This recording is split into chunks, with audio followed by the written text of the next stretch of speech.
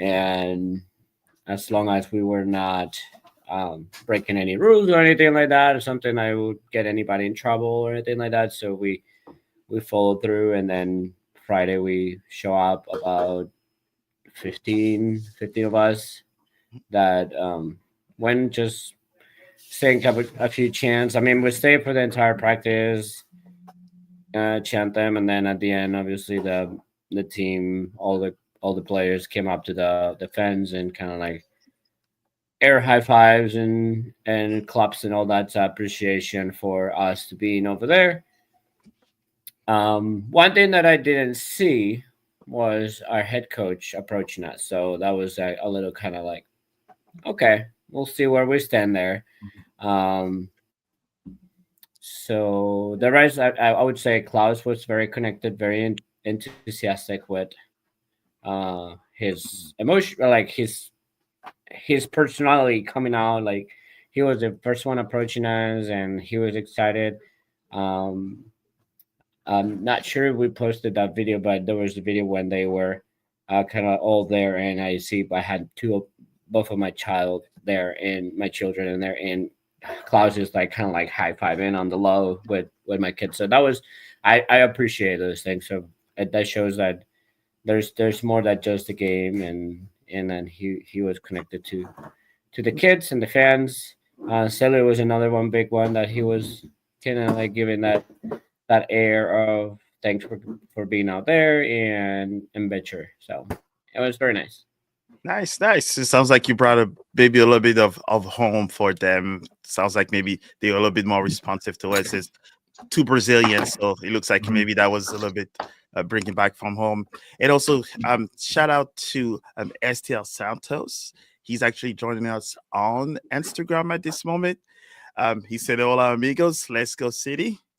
And well, he's used Super Cento and Mike Claus. That's what he said on Instagram. So I don't know. We'll have to figure out how maybe we can have Santa Claus and Super Cento do something together during the holidays. That'll be Mhm. quite interesting, right? Yeah. So there was something fun that Super Santo, now that he joined us, Super Santo gave Klaus and Betcher a mask, a Oh, lucha, Oh, and they were super excited. They were like thrilled with it, and Klaus put it on right away and like start walking back to the team, like just going. that is cool. yeah. It was kind of cool. So, Very very nice from that end. so I did ask Olaf at the pre-match presser about that specifically after, because I saw the video from STL Santos on social media before they did the pre-match presser, and he did say he was, grateful and appreciated the support, but he didn't call out specifics or anything like that. But yeah, I mean, so I think he's aware. Obviously, he sees and hears, but maybe it's just not within his way of showing that appreciation isn't to be at the fence or be as outwardly expressive. Although one of the very first things they did show at the end of the match was Olaf clapping the fans, but it didn't look. I couldn't tell which end it was directed toward. No, so it definitely like it's weird to put in that end. So I was talking to my friends after that, and I was like, hey, one of the things that it shocked me was that he didn't approach us, and even kind of like acknowledge us that we were there. But I know you're a coach. You're focused on your game, focused on your job, and I mean, nobody to tell him like, hey, you need to stop and come. Like it's more like if you decide to do it, so it's fine. Um, but when we did that in the first year, we did a couple times when we went to one to the practice and one when they were leaving to Kansas City for the playoff that we don't want to talk about, obviously that, but the first one who approached us was Cornell. The first one, he went all in and approach and very connected to us. So that would kind of like shock me a little bit. Then a coach that he's having his struggles, because let's say we having struggles, he has his struggles. So and not giving himself to that. So it was kind of maybe warming up shocking on that to end. the St. But Louis part. Maybe. then one of the first one.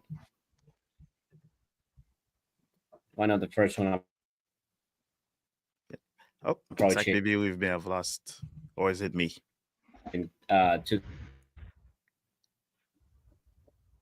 the north end and clapping.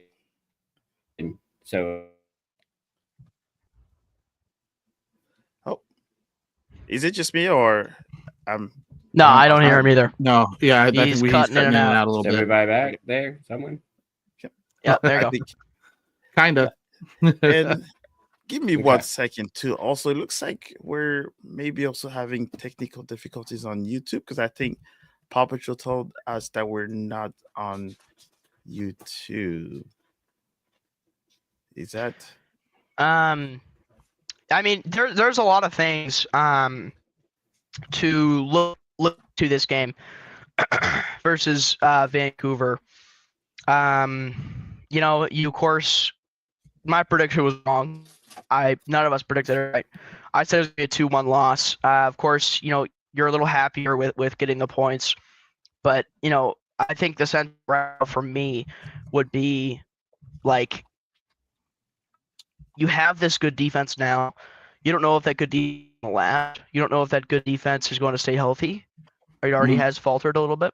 You don't know if that good defense is going to consistently play good, and you don't know if that good defense is going to, not be adapted to by their offenses. So, I think you're almost wasting that good defense by scoring 0 or 1 goal. If Benjamin Lunt is going to give you a clean sheet, you need to capitalize on it, and you need to capitalize on it, as soon as possible if you're going to be able to compete for the playoffs. Like Shawclaw himself, like if he basically said that if we're going to make the playoffs, we need to start winning soon and very soon, and we need to start winning like consistently. So this team really needs to start, like Shawclaw said, winning consistently for playoffs to even be an option at this point. Looking at like a wild card spot right now, you're a couple points out, but again, teams aren't 100% healthy. You're not even through the season. We're not even a quarter through the season, I don't think. It's around a quarter through the season, but you're talking about a team that scored 5 versus Austin, who you lost to. I think didn't said you lose to Austin, if I'm not mistaken. They are 1-0. Yeah. I mean, you're talking about a team that scored 5 against Austin, and then you go and shut them out, and you don't win.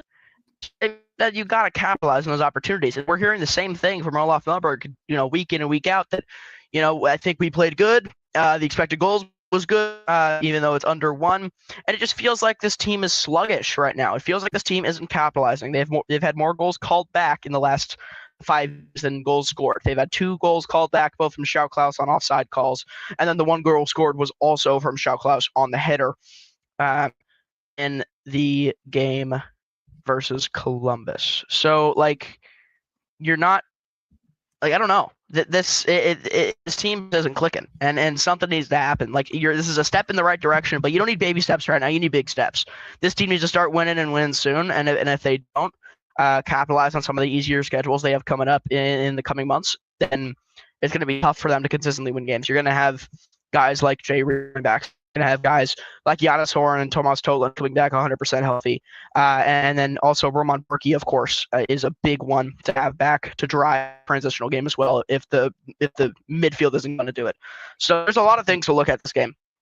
And it's tough. It is tough for the fans to not come home with a win. It's tough for the players to not do it. But again, it's a step in the right direction to be able to draw with one of the best teams and also shut them out. But you just need to, I think you just need to capitalize on this good defense while you have it. Yeah, and I guess just to circle back, it looks like we're maybe jumping a little quick on the game as itself. So it looks like we're probably seen a lot of the highlights and the discussions, on that we're still struggling and that we're not going towards, the playoff spot that we actually look for. So Charlie, so on your side, what do you think is like kind of the missing piece um, that will help produce those goals? Because I have my thoughts on what could be the fix. What do you think? The thing that's missing is the point from when you gain possession in your own third, and then when you maintain possession in the final third. Transitional game needs to be better. If they're going to sit in a mid block and play solid defense every single game, you're going to have a counterattack. And they only had a good counterattack in the game against Columbus or again in the game against Galaxy, and they lost one of those games. So like you need to have a better transitional movement. I think a guy like Tomas Ostrak could have a huge impact on the transitions, and I think he'll be getting solid minutes soon. A guy like Jay Reed will help with that a lot on that back left side as a wing back almost. Makai Joyner has already helped with it when he's been playing. I don't know. Just feel like this team, the first instinct is to pass backwards, and I think you need a little bit more ambition if you're going to be so solid defensively. You need to have a little bit more ambition to go and counterattack a little better. Jeremy? So I'm going to disagree with you a little bit, Charlie, and here's why. So looking at entries into the final third, this was our third highest game in terms of entries into the final, or fourth at 45. So so we're getting into the final third. I think we transition into the final third well enough. I think the issue is, what do we do with the ball once we're there? Because honestly, we are so one-dimensional, it seems. Once we're in the final third, it's going to the left and crossing it in. This game, it got so bad, we had Volum and Celio bouncing crosses off of each other because they were in each other's way. So, I that's where I think the problem is. Marcel Hartl losing the ball too many times once you get into the final third, way too easily. And I'm not saying he's the only one, but that's a theme. So I don't know that it's the transition is the problem. I just think we still seem clueless of what to do once we have it there. Oscar? I mean, I'm in between both of you. I'm a little bit in between. So I do agree with the transitions have to be better. And I think we're missing a little bit of Ostrak in there. I think the games that Ostrak has played, he has progress the ball correctly faster than what we have done in the past two games where Ostrak hasn't had any minutes. But I also hate a little bit that Olaf persists on having Wallem and Celio in the same side, where in the minutes that Wallem has been playing on the right has been the most productive minutes for the team, and it has been the most dangerous ones. Like you're bringing a balance to the attack, you're bringing options from both sides, and when you keep Wallem and Celio together, you just focus in on one side, and then the right side just gets you forget about it. I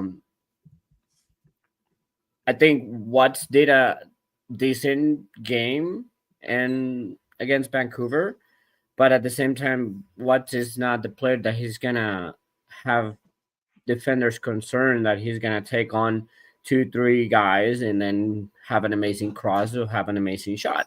So that gives that right side away from our bench. So yeah, that's fair. I think Akil played his best game that he started on Saturday.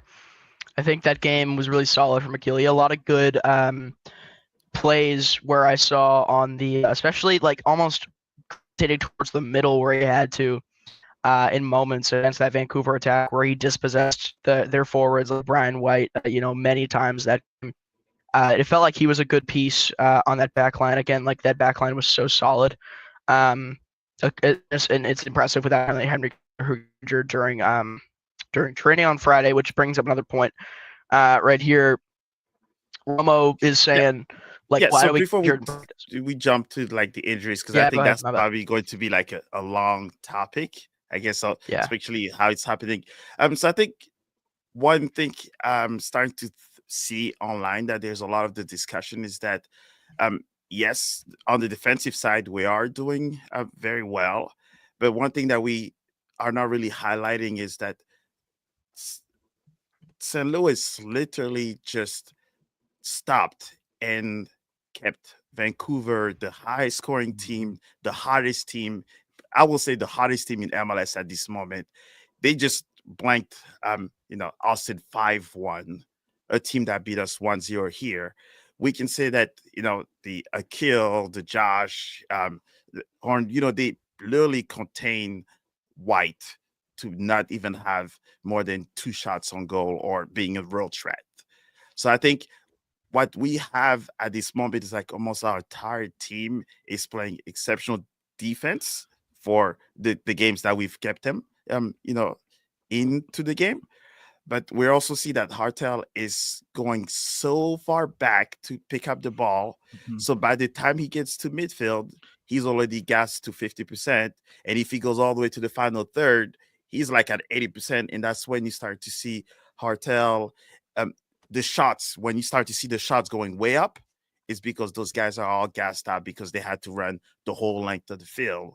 And I think that's where their hesitation comes into play, is because you run so much, then you do have to stop, look back, and put pass the back so that you can actually recover and then go into action. So I think that's where the transition that you were speaking of is kind of missing, because everybody is doing a lot of the defensive work, and we're missing like that creative guy in the midfield to be able to stretch the field like we needed to.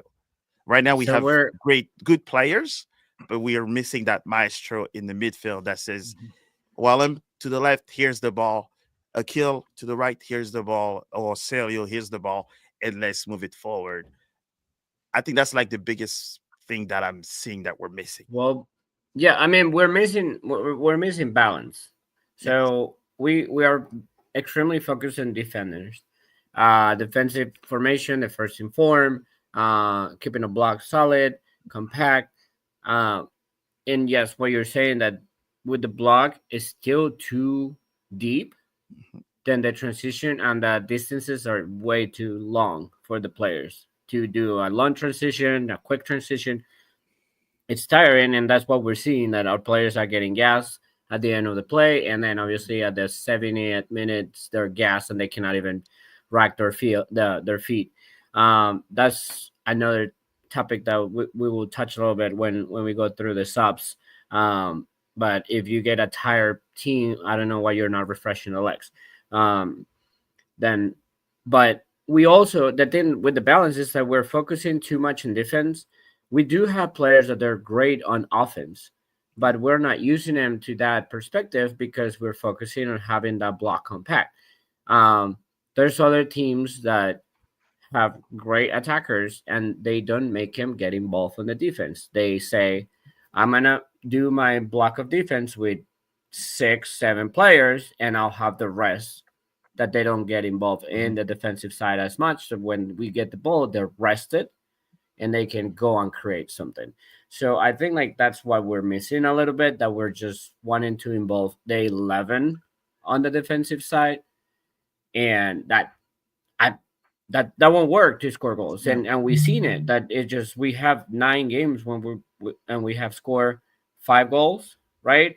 Yep. And out of those 9 games, we have scored in 3 games, because it's only that, it's 3 games that we have scored goals. So it's just, you have to give your players opportunities to develop the game that they're good at. It's simple as that. Is you playing, we mentioned it before and we gotta keep going at it until they change their perspective. It's like you're playing players out of position, first of all. You're playing players out of their strengths. You're taking their strengths away. I think the ones that have more freedom is Celio. I think the Mhm. Celio is the one that has a little bit more freedom, saying like don't defend as much. Um, but still, they're forcing him to go back and track, like what happened to Columbus, that he had to track Moreira and he didn't. So it if we work in practices where Celio is not coming back, don't count on Celio coming back, and you figure out how to defend and don't leave a gap. Then we start Yeah. progressing and saying, you defend better without Mhm. him. Don't count on him as much. And then when you win the ball, send it to Celio. Celio's fresh.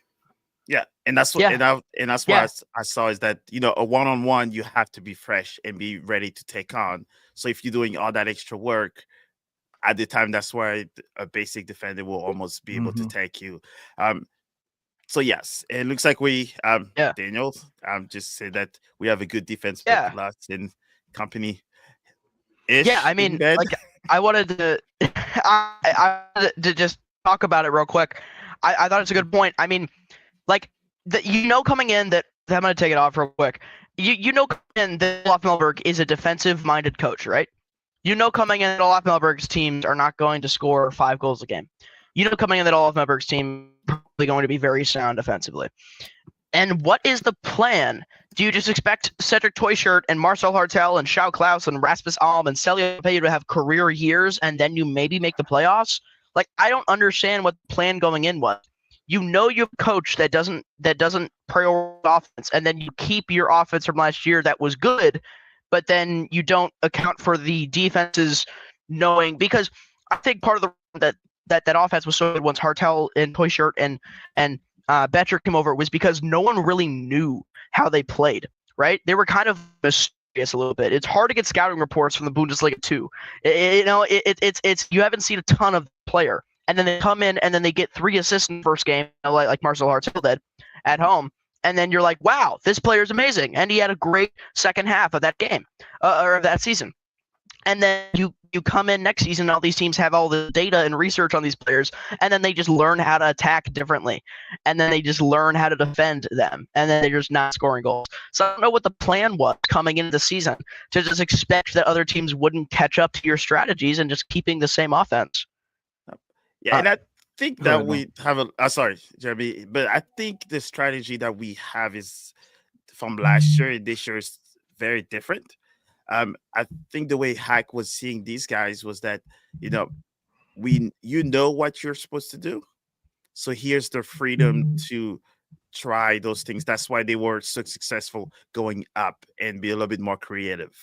I mean, I think with the coach now is that maybe he's still trying to put his system together, and also that we're pretty much ERFC. So you're missing a whole bunch of your players that you thought you were going to use. Maybe Yeah. that has to do with it as well. But these guys are not playing in their positions. Yeah. That's No, that's I probably mean, like well, look at the lineup, and you have, even like the defenders are doing a great job. Like you have, Hero has been playing all over the place. He finally had a full game where he had to play on the left center back. That's his strength. Jaro, of course, center back, great job. But then you have Watts that I'm convinced that Watts is not a winger. His best is like in another formation in a 4-3-3 on the right back or on a 6. And then you move on Morales. I would keep him as a solid 6, like by himself, and then put 2 in front of him that help him connect like nearby.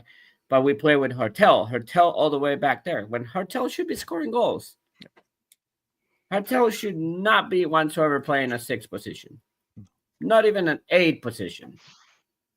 So out of position, terrible placement right there. Like we're not using him as an advantage, and everybody's going at Hartel saying you're not scoring goals, you're not playing well, you're not doing this and that. He's doing his best he can. He's sacrificing himself because that's the only thing he can do, and what the coach is telling him to do. Wallem again, so he's on the left. Yes, he's one of his strength positions, but at the same time, he has shown that when he goes from the right and tries to cut in, he's very dangerous. So why not use him over there? Especially when Celio is playing. If we didn't have Celio, then have him on the left. But Celio is performing very well. Even if it wasn't the greatest game against Vancouver, he's still a threat. He's still creating that hesitation on defenders. He's trying to get on the one-on-ones, creating spaces and following gaps, right? And then Toy Shirt, I think he's having an off season at the moment. Like he's he might not be fit. I don't know what his deal fitness wise. He doesn't seem to move very well. His touches are not clear, and then when he goes in front of the goal, obviously what we just mentioned, that he just gets gassed after the longest transitions that he have to do. And I mean, Klaus is the only one that we actually find him in a good position lately, that is actually being more patient on top and trying to be the release of pressure for the team. He's trying to hold the ball when they send it to him, not try to give it away in one touch or anything like that. So I think he has improved a lot in the past 2 games compared to how he started the season, but at the same time was all at fault in my opinion, because when he had a good game against LA Galaxy, then he didn't put him for 2 or 3 games. Now he's back in the lineup. Now he's back on doing what he needs to do. He scored a goal last week, 2 weeks ago, and then he had a good job this past game. Yeah. Oh, go ahead, Jeremy. So guys, listening to the conversation, I just have a couple of thoughts, and I kind of go back. So when we go back to the very first season, and one of the very, very first things Bradley Carnell ever said while he was our manager was that we believe in the collective, the power of the collective versus the power of one, right? The team is better as a collective versus a team of individuals. That's what I think the plan is. That's what I think Olaf is trying to do. We're going to, and you've heard it from the players throughout the season. We defend as a team, we score as a team. Klaus said that the last press conference before this game, that the goals come from everybody. It starts with the defense. Everybody gets in. I mean, hell, Kyle Hebert led this team in XG against Vancouver, 0.46. The highest XG is from your left center back. That's a problem. But it's all because they're trying to do everything as one, which is fine. I get defending in numbers, but Oscar laid it out brilliantly. Have your 2 6s, if that's what you're going to call them, and your if you want to bring back those 2 and your 5 defenders or 4 defenders and play them as 5, 6, 7, 8 defenders behind the ball and leave 2 or 3 attackers up. That's why Klaus gets so isolated. Every time we try and transition the ball, they'll play it long to Klaus. He'll do his job. He'll hold it up, and then there's no one to play it back to. There's nobody to build and support. And what happens? We turn it over in midfield, and we're right back on our back feet, getting back into our defensive shape, and that's where the problem is. But it's that idea of a collective, and I think I support the idea in theory, but I don't think it works in practice. Well, Yeah. like Kayla mentioned a little bit on that comment over here, it says it does absolutely feel like our first instinct is to pass back or parallel.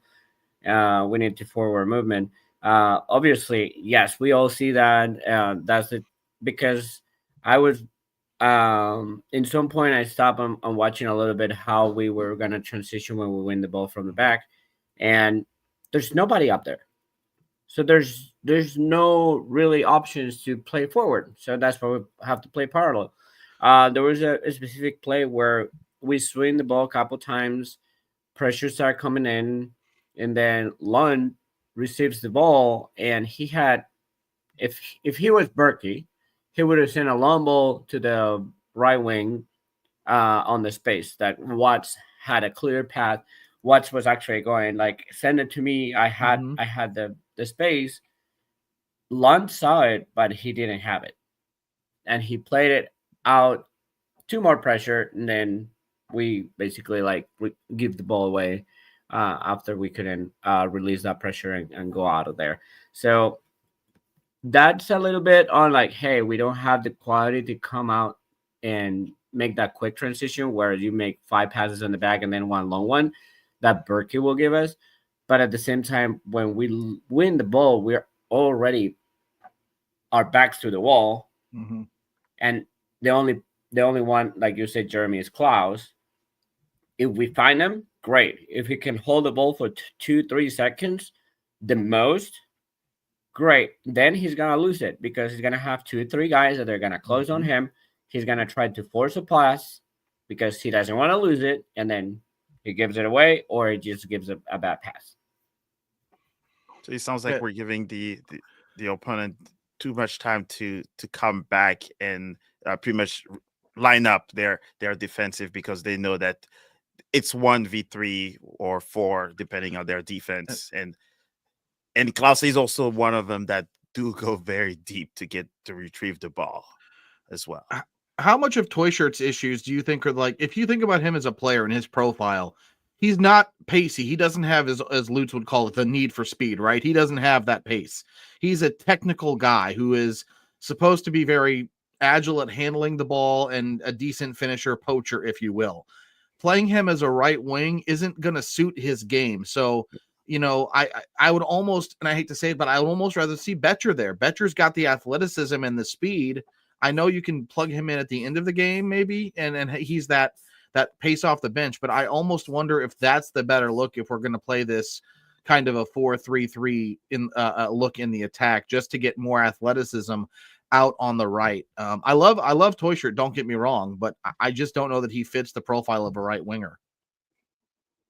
I'll probably won't say that because the right winger that we know or that you see in the world of football in general, they're typically is the one that have speed and foot skills to take on players. And what do you think that? And we've heard in some of the pressers, that maybe does not have the players that he typically liked for the formation that he wants. Do you think sometimes maybe it's the confidence of the roster that he has to be able to implement what he wants, and that's why they're being a little bit, I guess, reserved when they going in offense? I mean, because there's two it feels issues there like that you're mentioning. Yeah, because it almost feels like you say, right? When you saw Ben saw that Watts was open and he knows that's the better option, but he still passes to the other side because that's probably what's recommended. But one thing that I was doing is also I was watching, Olaf on the sideline. He was actually moving faster towards the ball on the sideline to play the ball faster back on the field than the player retrieving the ball to bring it up. I think in maybe 5 or 6 occasions, he had the ball in his hand and he handed over to a Vancouver player. So I'm trying to figure out still is that I like to watch the coach, the energy sometimes that kind of what dictates what's supposed to be on the field. But when you have your coach running, picking up the ball and hand it over to you or toss it to you, and then you see him do the gesture like that way, but still the action on the field is not similar. It raises the question as of like, which tactic are we actually implemented? Because if the coach is rushing, he's screaming, he's pointing at players to go left and right, but yet the transition on the field is not as he is. So I'm trying to figure out where that connection is. So you mentioned it there. It's basically he wants an idea, right? And Jeremy said it too. Like he came here with an idea of how to play, but now he started to say he doesn't have the players for that idea. Whose job is to make your team better with the pieces you have and the way you want to play? Is it your players need to adjust to your formation just because you have an idea, or you as a coach have to adjust your formation to take the best of the players you have? And then if at some point you get different players, then you can go back to your idea or your preferred method of playing. At this point, we're seeing that his idea doesn't work for the type of players. He keeps complaining about it. One, you're complaining about your team, the one that you're managing, you're bringing your team down. You're taking the confidence out of your players because you keep saying that your excuse is you don't have the players you need for the system. Then change the system. That's number 2. Change your system. You were supposed to be adaptable and supposed to be able to play in different systems and formations. You have not done that at all. Looks like Charlie had something. You do that, or like I someone commented it earlier. I cannot find it right now, but it was someone saying that like City 2 is the best MLS Next Pro team in the league right now. Like saying something along the lines of that. Like if you don't have the players with the system, look at your other squad. Like you call up email Yasmin and then you don't do anything with them. You call up Makai Joyner, you give him about 20 minutes per night. You call up Brendan McSorley once, don't do anything with him. You have Tyson Pierce down. You have Carl McKenna. You have Christian Oliveras has just been with the first team. He hasn't done anything. You have a treasure trove of players on City 2 that you're just not touching. And you're not, and when you do touch them, you play Makai Joyner for 20 minutes per night, and then you give like Joseph Zielinski like the middle finger and say you're not getting any playing time. Like if the system and the players aren't working, then change the players with the availability you have. You have a second team for a reason. Yeah, I'll let Jeremy cover that first, but sorry. My point. I mean, the problem there is, to me, it's, and I'm not trying to give Olaf an out there because, yes, you're right. Jääskeläinen coming up doesn't see the field. McSorley gets garbage time minutes. If he did, I thought he came in and played super late in one of the matches. But in any event, the problem that I have is it's just the MLS roster rules because you can only call them up so many times. They can only have so many appearances, and that includes Open Cup games. And so with those coming up, and I know we have Union Omaha in the first round on May 7th. But I don't know. And I think Olaf is still trying to learn those guys. And he said in his own press conferences too, he won't play them if they haven't been in training for the full week. So I feel like he's trying to figure out how to navigate these rules because over in Europe, it's not that way. You have your academy teams and you can do what you want with those players. They come up, down, up, down, up, down. It doesn't matter. That's the problem and I hate to say it, but that's the problem with American soccer. Like, I understand we want to do it the American way or whatever the hell that is supposed to mean, but it does not work. And it's not going to grow the game and give these managers from Europe their level of familiarity to succeed with their academy clubs. I'm off my just real quick, real quick before you talk about like the City changed their roster makeup before the season. They changed the U22 roster, less designated player slots and more U22 slots. So if you're going to change to that, you would think that they're going to give these players more chances, but they haven't started a player under 24 years old all season. No, that's JGR. That's a whole other competition. Go, Mo. Yeah, and so for the U22 initiative, I don't recall any teams in MLS that have taken the MLS Next Pro players.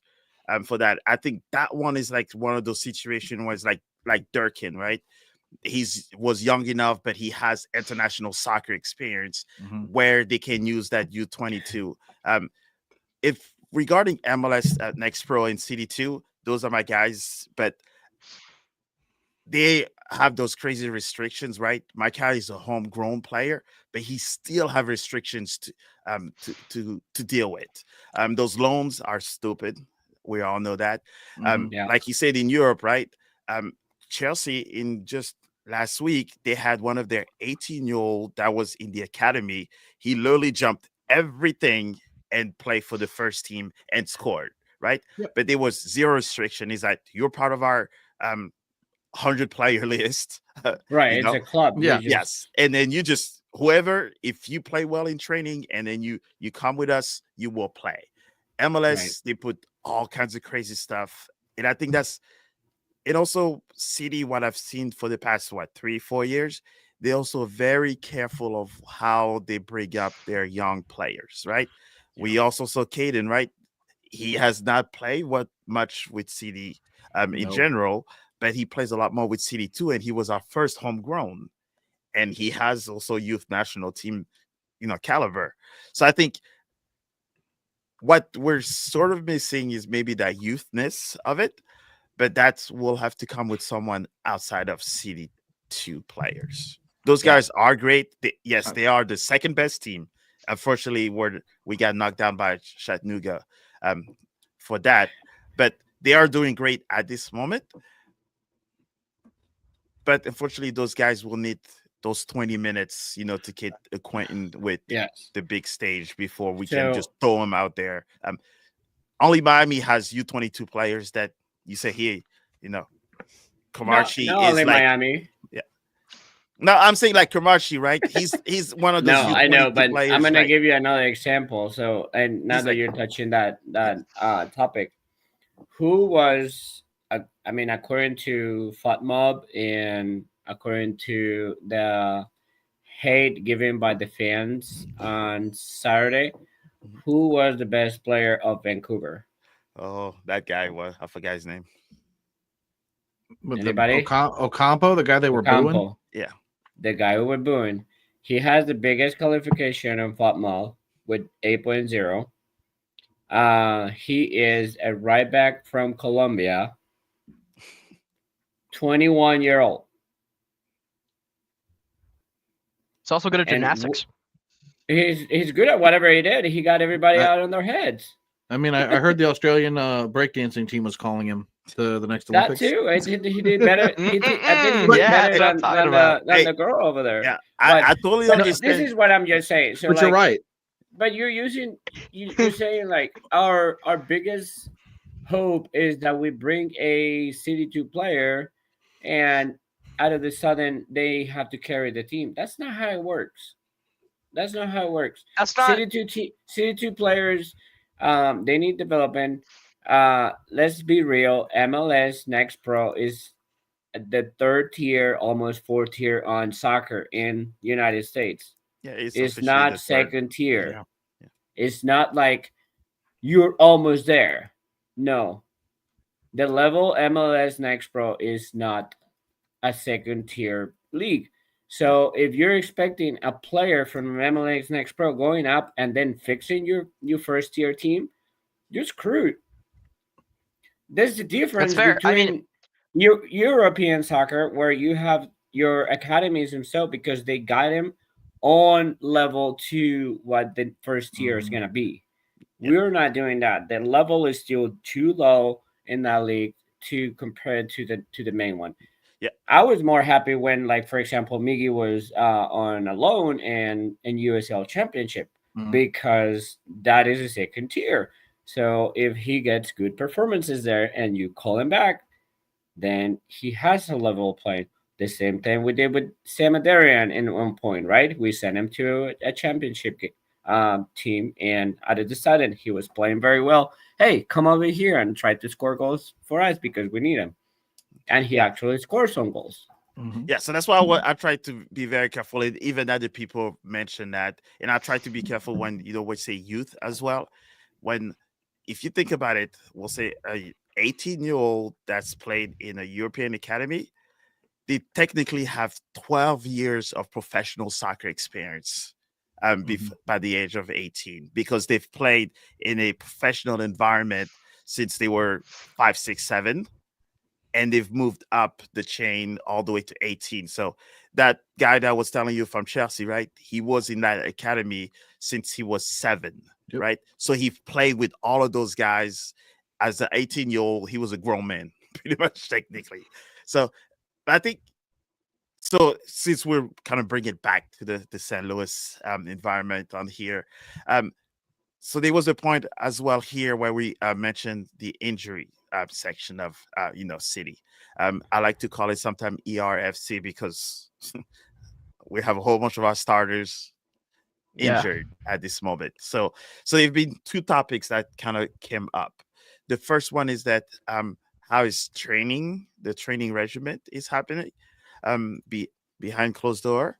And the second part that I kind of brought up is maybe how are the players themselves taking care of their own body? Because we know, right, in world football that there are 39-year-old like Diego that's is in Brazil. He's 39. And he's still playing the best soccer of his life.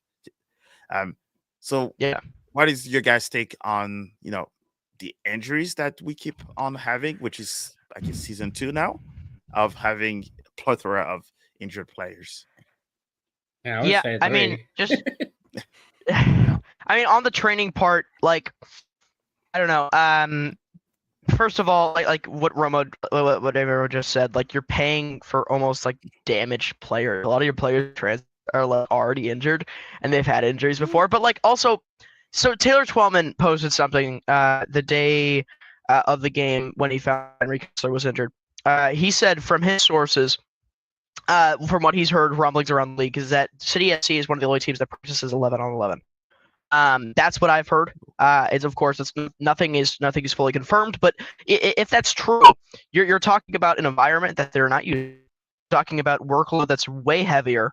And you're talking about guys getting injured on Fridays, the day before matches. You're talking about Roman Burke getting injured the day before a match. You're talking about Henry Kessler getting injured the day before a match. You're talking about guys getting injured in warm-ups sometimes. You're talking about guys it's odd stuff. It's truly odd stuff. Like they had like the Nilsson stuff. It's been a lot of unlucky and potentially like not just unlucky, but you're putting them in bad situations and you're just not managing their health well. It could be that, or it could be that the players themselves aren't taking care of their bodies. And I don't think we'll know the answer to that really, because you're not gonna get a player saying, "Yeah, I'm slacking off on my physical training," and you're not gonna get a coach saying, "Yeah, I injure my players by doing too hard of training." It's like we're not gonna figure out what it is, but of course we can speculate. So, Charlie, real quick, before I let it slip my mind since we're talking about it, I want to credit you because I think it was your question to Ben Lunt about that, where he said during the post-match presser that they don't train as hard on Fridays as they do earlier in the week. That's what I remember hearing. Tuesdays and Wednesdays. Yeah, so, I asked him about that. He said Tuesday and Wednesdays. So that part's curious. If you think even going back before the season, the final preseason game is when we lost Alm, and we haven't seen him back yet, have we? I don't think we've seen him at all, have we? So, I mean, you're saying mid-May. Yeah, I mean, so it's to me, is it just down to it's training, yes, but is it man management, load management? Is it all of those things, which eventually comes back and points to one person, right?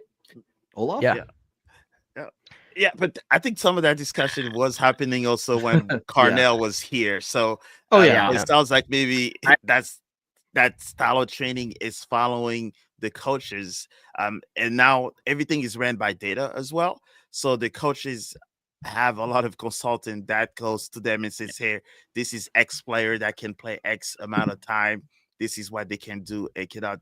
And workload for MLS players, I won't take that excuse because European and South American, African, they are playing a lot more soccer than MLS players. And in some rougher field, rougher climates. So the workload, maybe if they have, all the tournaments they're playing, maybe I will say yes. But the workload, we cannot quantify it compared to all these other guys. So that's why I'm trying to get maybe player wise. It's one of those things where it's like, we can watch some players. You're like, he's taking care of himself. There's some I'm thinking it's maybe in between the two, right? Maybe training and self-care, or I mean, we have guys these guys are, well in shape guys, right? Yeah. But so it takes a few pounds to mess up your ankle, right? We all know that, but it just depends on how you manage it. Yeah. So I mean, there's different ways to look at this. Like the injuries, like it has to be something that his body is not doing what it's supposed to do. Every time that gets hurt, it has been taking a while to recover. So let's say, okay, let's put Alm on the side. That the same as Nielsen, like those two are like whatever curse came to them, and it is what it is. Mm-hmm. But all 3 years we have muscle injuries, and they're all consistent muscle injuries. It's either quads or hamstrings. I would not blame Olaf on this one, the same way I didn't blame Carnell and I didn't blame Hack. This is not on them, and it's also not on the players. The players might have a little bit of it, but this is specifically on the fitness and the preparation like the trainers, the physical coach, fitness coach, whatever they call it here. it's all on them and the doctors and all that. Like you mentioned it. Now everything is digital and stats and numbers and following all that. I call it crap at this point because none of that's working. You workloads management and your Mhm. minutes management and all that, they're still getting hurt. So you're doing Yeah. something wrong. Like it the same, like they were saying that Celly was not ready to play the 90 minutes against Kansas City, and that's why they took him out. And when he was like, I feel good, I feel great, I could go, but no, because the tablet said, oh, he should not go past the 70. We have to take him out. And then they do the same thing with Toy and then he gets hurt in the next game. Now Kessler is unfortunate. He has been playing every single minute of the season. Yes. Mhm. But that doesn't mean that he needed a rest. That doesn't mean that, oh, we needed to rotate him to. We're 9 games on the season. Let's be real. Your body and your preseason preparation should not be breaking in 9 games. Yeah, that's fair. Yeah. And I play like college. I play college soccer, and we do a smaller preseason. We play games every 2 days because that's how college seasons are. They're so Yeah. tight that you play so many games in 2 months. Your body's not breaking if you do what you need to do. Mhm. But it's Yeah. also, yes, the players need to put their effort on, like, hey, I'm gonna do my recovery. But at the same time, if you're monitoring so many numbers and so many things, your athletic trainers and your physical therapies or whatever thing, they should be on them all the time and saying, you need to go in the ice bath. You need to go and do the stretches over here, and you need do that, and you getting paid thousands of dollars. The least you Yeah. can do is actually Mhm. recover your body correctly, and then you go home and spend Yeah. the time with your family. Yeah, I mean, like the injury that Kessler sustained is a hamstring strain. That is from overworking. You don't get a strain by. It's not like you're tearing in your ACL. It's not like it spontaneously happens. That is something that builds up over time. And it's it could be a lot of things like you said, but like when you're looking at the things that have caused these players to have unusual workloads, like Akil Watts isn't used to playing 90 minutes with an MLS club. And like Alfredo Morales coming out of nowhere and then playing 90 usually. Like Cel Pompeu with the injury, he wasn't 100%. You know, Olaf Milberg says he's 100%. He took him out still in the 70th minute. Questionable decision there. But like it, you also look at Edward Leuven. He's been gone on leave for the past 3 games now because of a red card and then personal, which I'm not going to speculate on. We can only share our hopes and prayers for him and his family. With all the circumstances going on last summer were announced with his wife. We can only hope for the best in that situation. But like you're talking about players that are usually like cornerstones team, and now they're gone, and you're having to slot in other players who maybe aren't used to this workload. Maybe Alfredo Morales isn't used to this workload. Maybe Henry Kessler isn't used to this workload. I don't know why he wouldn't be, because he played 90 minutes a game with New England, but like maybe these players aren't ready for the workload they've been given because of the circumstances that have been placed upon this squad with the loss of Edward Leuven and with the loss of Celia Pompeu early in the season and the lack of him being able to play 90. So go ahead, Mo. No, go ahead, Jeremy. No, I think for me, when I was talking workload earlier, I think with me it's, and I'm not saying practice is lollygagging, right? You shouldn't have a training where you're not giving effort, but is it the level of intensity of training? Like, is that the issue with, if you're thinking game on Saturday, you don't do anything Sunday, Monday you're back. What are you lower intensity Monday, then back to full intensity right away on Tuesday? What's recovery in between those, those first training days to get your body right? Like that to me is the question. Yeah. That's fair. And I think that's the hard part. Yeah. The whole fitness thing is like, when you try to compare one player versus the other, Mm-hmm. you can tell the one that have a longer soccer career versus those that don't. Um, and I think a lot of it comes also based on the players, which I hate to say as well, right? Because yes, you know, you have the trainers, you have, you know, the training and all that, but what you do after practice and after training and games, it's probably as more important as what you have to than the do when you're training being itself. watched, Yeah. right? Yeah. So, and I can probably provide a list of players that, you know, if you look at what they do to their body and how much they invest in their bodies and what they do during off seasons, you can tell who's going to play an entire season versus who isn't, Mhm. right? Yeah. And I just saw it personally, right? I could tell you that I saw Leuven was practicing during off season. They had sessions where you could see Watts, you could see Miggy, you could see these guys were actually, you know, practicing, right? Um, Yep. so I think for me, it's yes, the team has to manage that, but also for me, the biggest thing is what the players are doing Mhm. on and off the field to take care of their body. Because you know, there's guys that are spending thousands, hundreds of thousands of millions of dollars to take care to be the best. So, Yeah. so just So to close that out, I think it's a combination of a whole lot of things that will show you who is playing and who isn't, well, and those type of injuries. I mean, at the same time, like I saw this week, like the obviously the past week, that City posted like gearing up for Vancouver or something. I think it was on Tuesday, and they were on the gym, and I'm like, why they're doing weights? Why do this? Like, why? Like, I don't see. I don't remember doing any type of weights when I was in between season.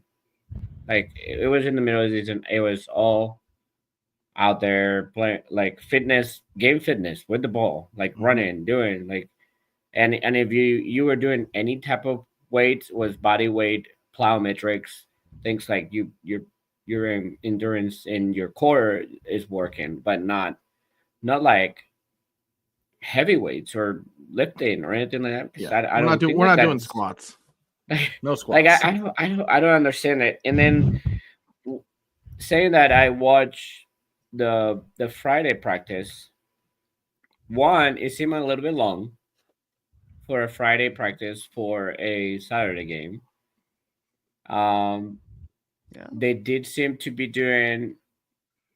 They did the regular, like a little set pieces and um, kind of like yeah, like just everything from a corner, from free kicks, like some set plays, but they did also were playing like a high transition um game.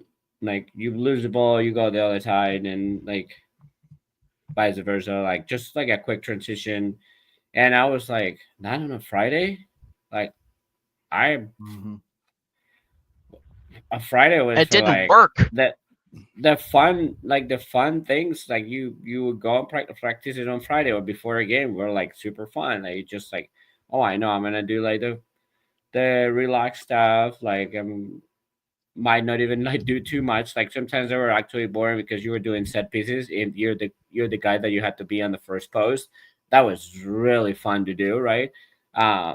So so it's like those type of scenarios, but you're not doing anything. Like you're not really Mhm. forcing your body to get hurt. And listening to what you guys obviously mentioned, Kessler getting hurt on a Friday, Berkey getting hurt on a Friday, like if I'm not wrong, exactly, Remo, Yep. walkthroughs. 100%. Um, and I believe last year, Ostrak hurt his knee on a Friday. Yeah. So Yep. it's not Olaf, it's not Hackworth, it's not Cornell.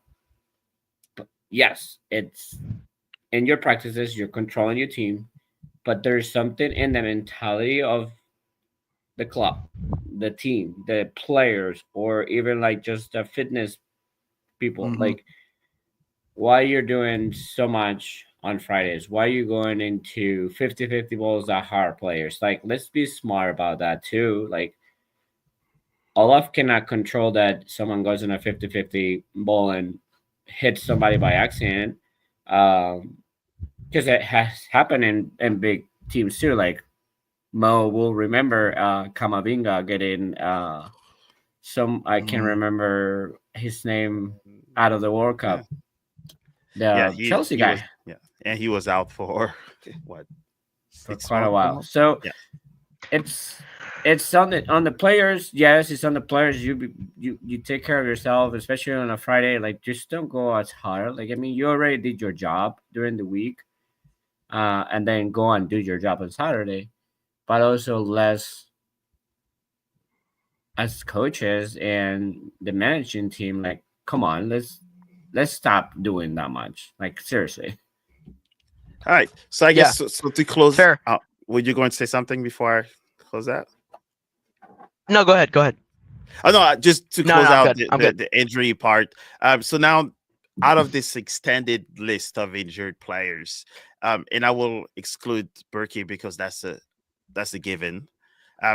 Who else do you would like to see back, and that you think may, help that transition and maybe add more goals? So I will take his name starts with Reed the R out of it. Yeah, his name starts with the R. First, and his last name starts with an A. Funniest guy in the media room. I'm gonna go Rasmus Alm. Surprisingly, I mean, his transition game is amazing. His ability to switch the sides of the field last year was great. And without him, it's just kind of dry. Like, you have your defense in check. You really, like, I don't see a reason why Rasmus Alm doesn't slot in at a 6 spot, or at even like a wing back to play as a transition piece for this team. I mean, like, he can do that, and I'm confident in his ability to do that. But the question is, can he do it consistently? All right, so Jeremy, what you got? Who you got? So you guys might be shocked. I'm not going to name an attacking player. I'm going with Thomas Totland. That's the guy that I think we are missing more than anything, because Alm, love him, but he's been out so much over the first 3 seasons. Count him as a non-factor anyway. I love what he brings when he's healthy, but what we've seen since Tots went down, that right side has been non-existent, almost non-existent for most games when it comes to transition play. Now, could we have done something different with Vollum? We can debate that if you guys want. Like, I think he should be on the right side now. I mean, 20 minutes per game when he was on the right. Yeah. Right. But I digress. I think Tots is going to make a world of difference, not only defensively, but he's going to help that game transition and keep it balanced. That's where I stand. All right. I do have to say something real quick. Yes. Before Oscar says anything, that's a great point. It is sadly a school night, and it is getting pretty late for me. I'm going to head out a little early. Sorry about that, folks. Just continue your talk like I didn't say anything. Yes. So what's your prediction, though, for the LAFC San Luis game? 1-0 St. Louis. Oh, I like it. All right. All right. And have a good one. Peace. Yes. All right. Have a good night. Peace. Bye, Charlie. Yep. Bye. Oscar, let us know who you got. I mean, they both mentioned kind of like the two that I would think we missing the most. Mm-hmm. In a dream world, yes, Rasmus Alm would be the one that would be the best, but also, would he be used in the ways that he need to be used? Because our system doesn't give him the benefit of the doubt. Let's say it. We put him in, and then we force him to be our 7th defender. Then it's not gonna be any good or any different of what Watts could do. Mm-hmm. He might actually do worse than Watts, because Rasmus is not a defensive mentality player. So there could be something. Todd's, yes, the team has decreased a lot on the right side on that end. without him. So hopefully he goes back soon. I think he was already in practices and he was already in the squad for the game. That asked the question why we only made 2 subs when we still not scoring goals and we still not winning games, and we had Totland in there, or we had Horn in there, or we have Ostrag in there. So it's like we're still, those are issues that Olaf needs to solve, because 2 subs on a 0-0 game, he was completely pleased with the 0-0. That's what it tells me. He makes those 2 subs because he thinks Celia's tired and because Toicher was tired and not doing anything. That's the only reason he made those subs.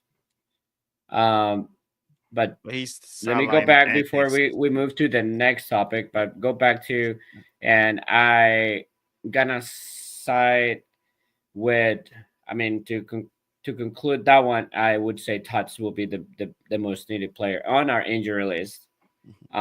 Taking Berkey out, obviously. We said Berkey was out of Yes, because we contention. yes, that was almost Because we all know, I mean, Berkey goes in. There's change of mentality. There's a captain in the field. There's actually someone that is pushing the people up. There's someone that is yelling at the players if they're not performing.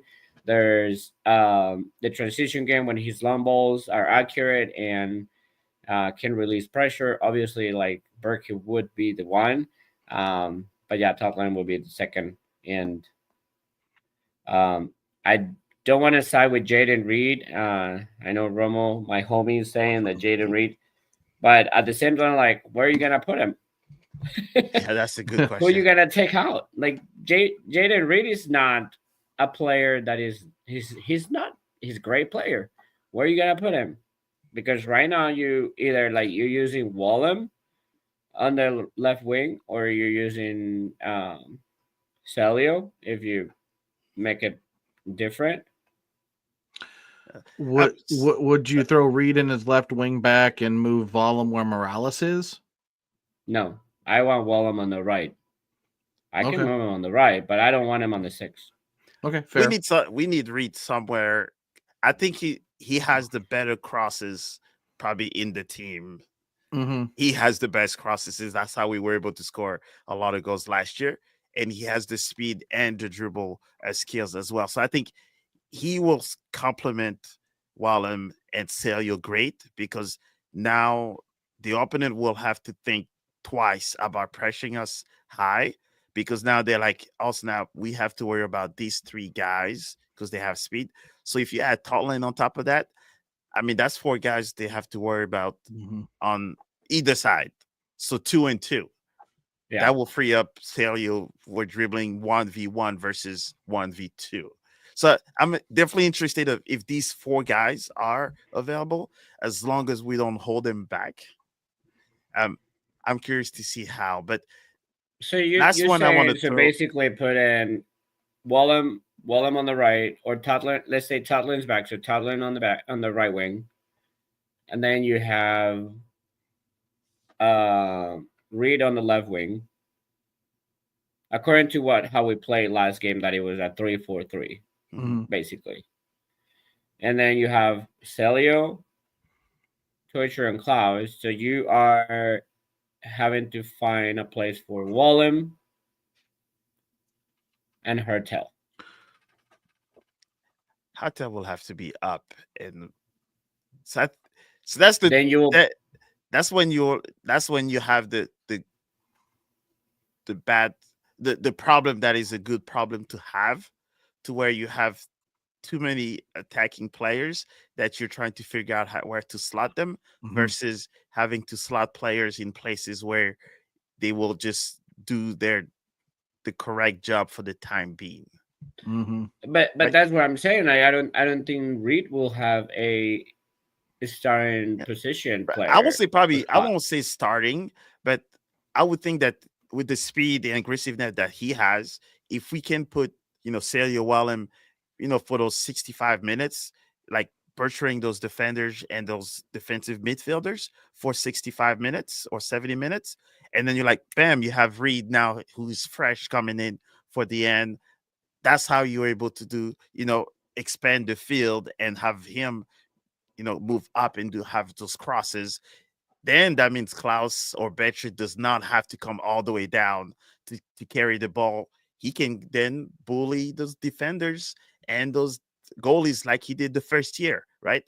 The reason why he was that menace, that's why Klaus was the guy that they all hated and they passed the ball to him for no reason, was because he was so up high with the defenders and the goalkeeper, and he was a pest to them. Yep. So I think that's where we need to come back to, versus having a Klaus that he probably goes to bed within 10 minutes. He goes home because he has to defend and score. So, but I want to throw that one part for one player that we have not seen much. Well, we have not seen. It's Jake Gerwert. I will match up his name as much. Right. Yes, but he's technically JGR, a midfielder, right? Just to make it Yeah. JGR. So GGR, yes. Yeah. So he is a midfielder. He's young. He's 6'1". We have not had a chance to see him. What happens to him? Where does Olaf rate him? That's I think the question, because he was in the A League over in Australia. He was not only a CDM, but he played a lot of center back as well. So I think the question isn't why, is the problem we have too much center back depth? Maybe Olaf doesn't rate him as a 6, or I don't know. I mean, because if he did, you would think he'd rotate in with Morales, and Morales wouldn't be playing 90 every week. Yeah, but I think Morales, I like the guy because he's like that soldier that does not say his name so many times. He's doing his job. That's why we say, oh, maybe he's missing, but no, he's not. He's just doing his job. And I think him with his height, I don't know his pace because we've not seen him just yet. So I think I hope I see him play with CD2 first. So see what he has for us. But I'm just curious what you guys have, because we have zero sample for him. I mean, he's coming back off a knee, so I don't know how it's going to be. Go ahead, Oscar. Sorry. I think he is a miss by Lutz. A huge miss by Lutz. I don't know what he wanted to what? Is that one of your hot takes? You could mention one hot take there. I mean, I'm just trying to look, and he said like last year he was in 12 games. Ooh. And I'm trying to look. Because he's a young kid, He played 69 minutes against LAFC on last year in October. He plays 6 minutes, 11 minutes, 45 minutes, 90 minutes in City 2. 1 minute, 4 minutes, 7 minutes, 26 minutes, 10 minutes. So why do I say there's a huge miss? Because they already watch him how he plays, what he can bring, and he still not makes the team. We'll give him credit for this one because he was injured, but but an $800,000 transfer fee. Let's go back to it. So so he was injured. Why is he injured? He hasn't been playing.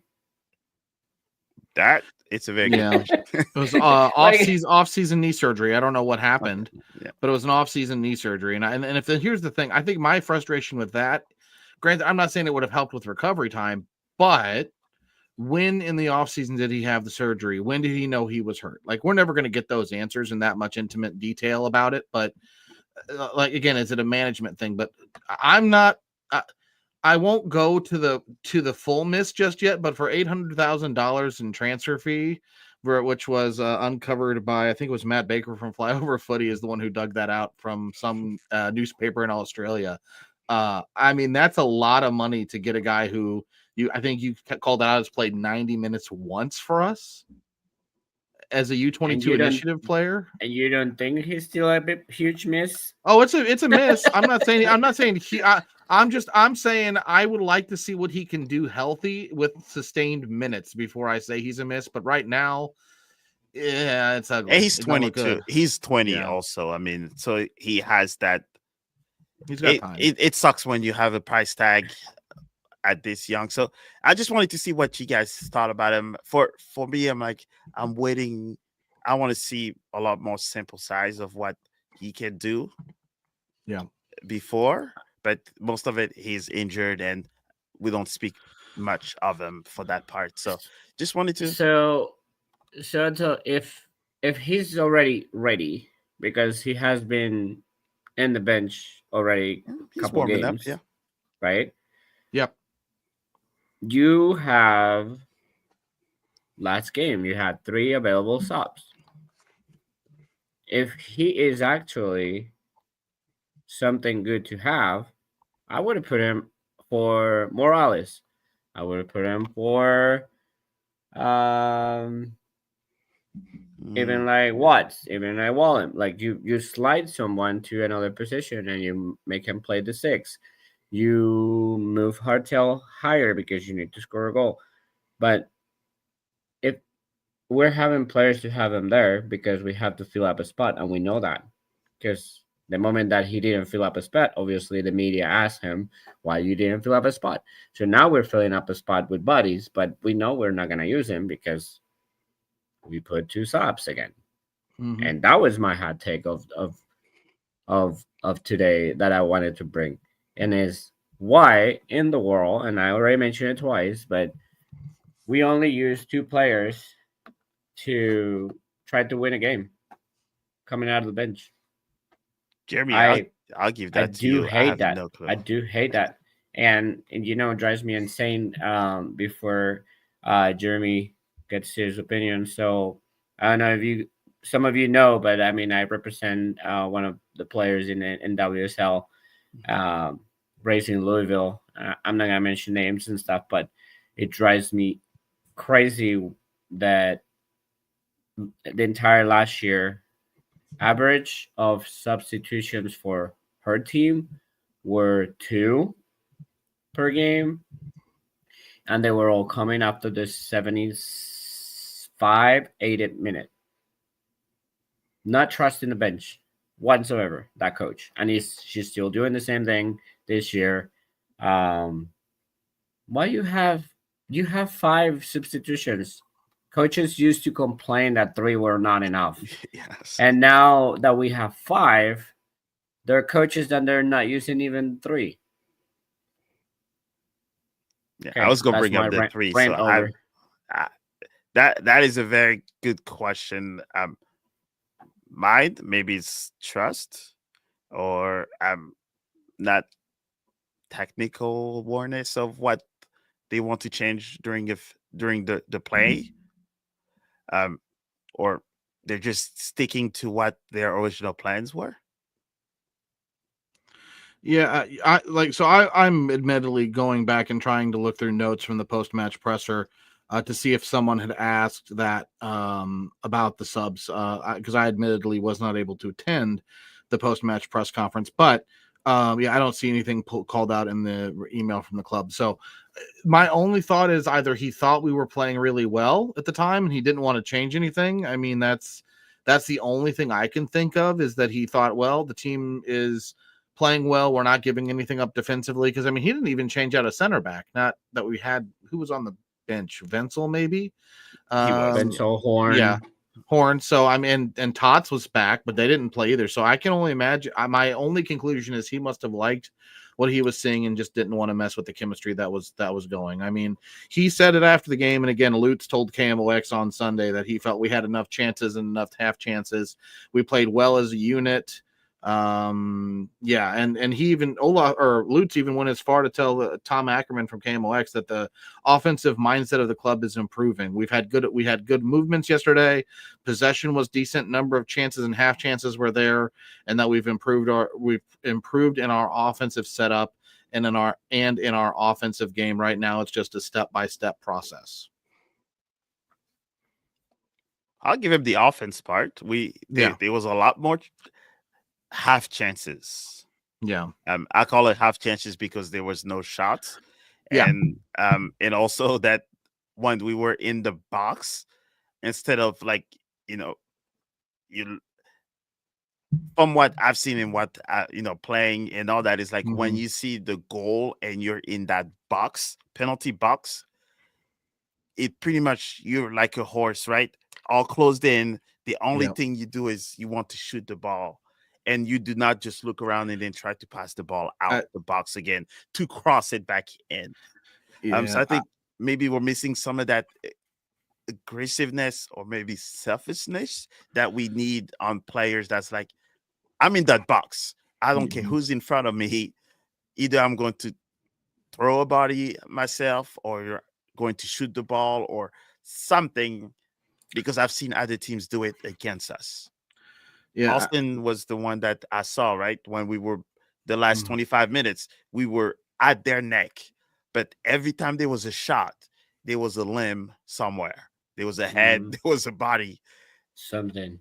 In some of those Mhm. goals that the goalkeeper from Vancouver did the crazy acrobatic where they were all Yeah. kicking, that if you would have seen me on my seat, I would have thought someone would just jump and put the whole entire body on that ball, not kick it, put your Yeah. whole body and carry the ball in the net with you.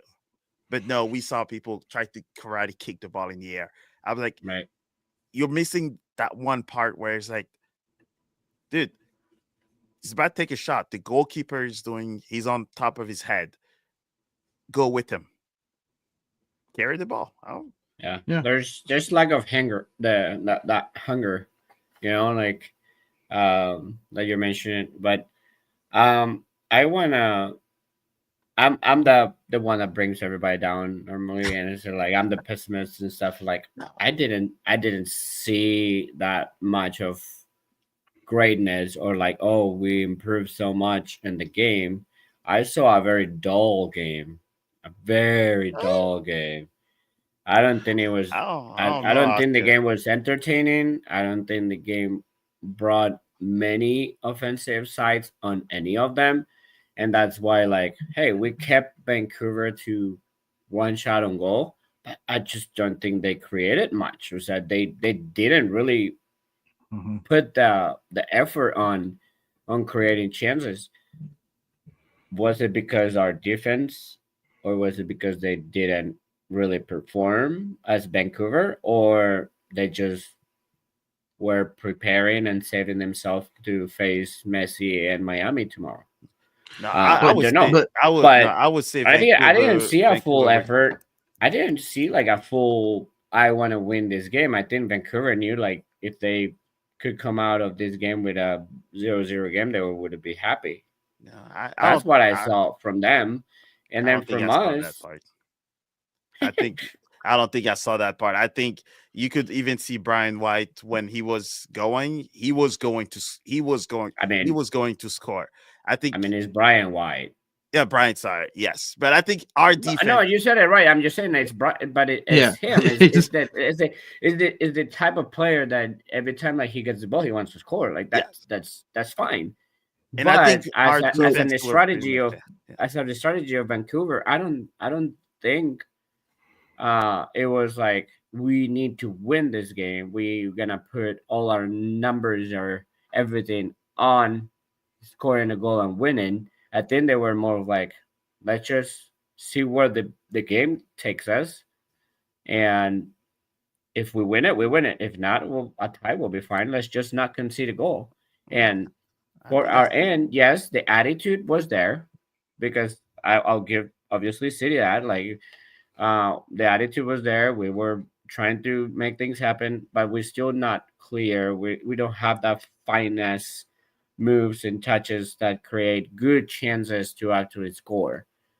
We did not create good chances.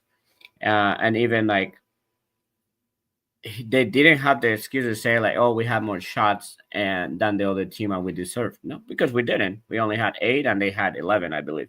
So that, yes, it was the best team of the league. Yes, it was a very solid team that we were facing, but it wasn't.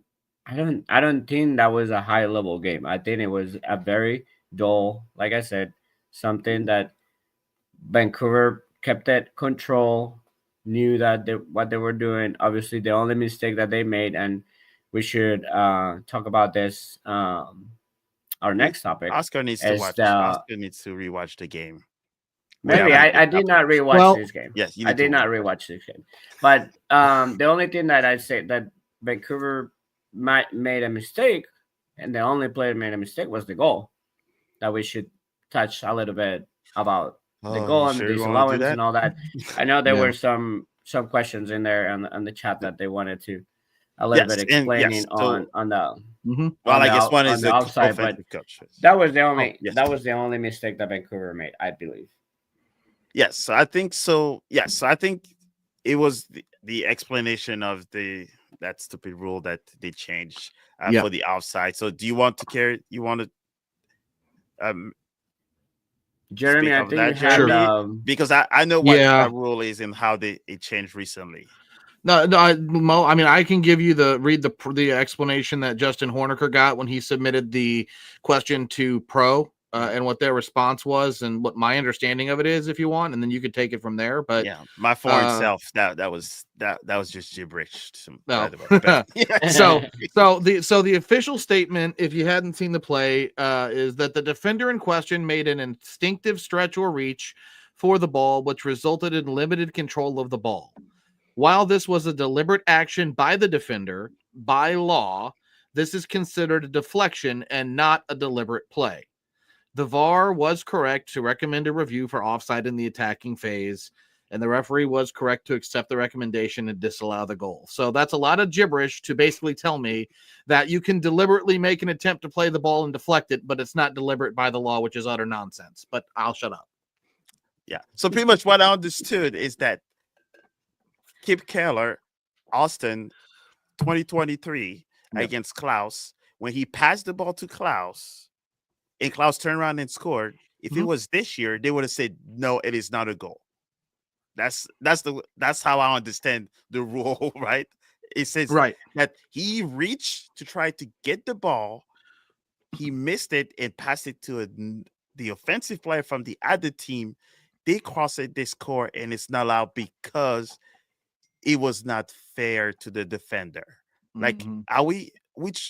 What world are we living on now that it's So- not fair because you extended your So leg then hold and on. he passed So then hang on, let me ask a question then. So hypothetically, we're initiating these high presses where we go beyond the last defender closer to the goalie. If the goalie makes a pass and we intercept that pass, are we technically offside by the letter of the law then? Because if that's the case, why the hell do we care about PPDA and that high press? Yeah, that's why I'm being told is that they changed the rule because it was Yeah. not fair to the defenders. What the heck are you talking about? Right.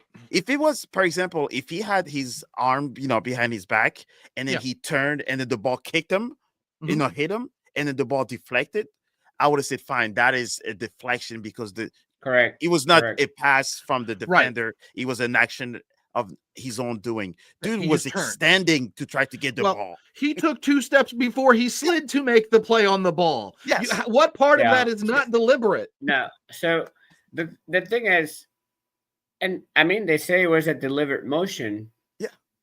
But they still consider it a deflection, and that is where the problem goes to. Mhm. That is not a deflection. No. That is absolutely not a deflection.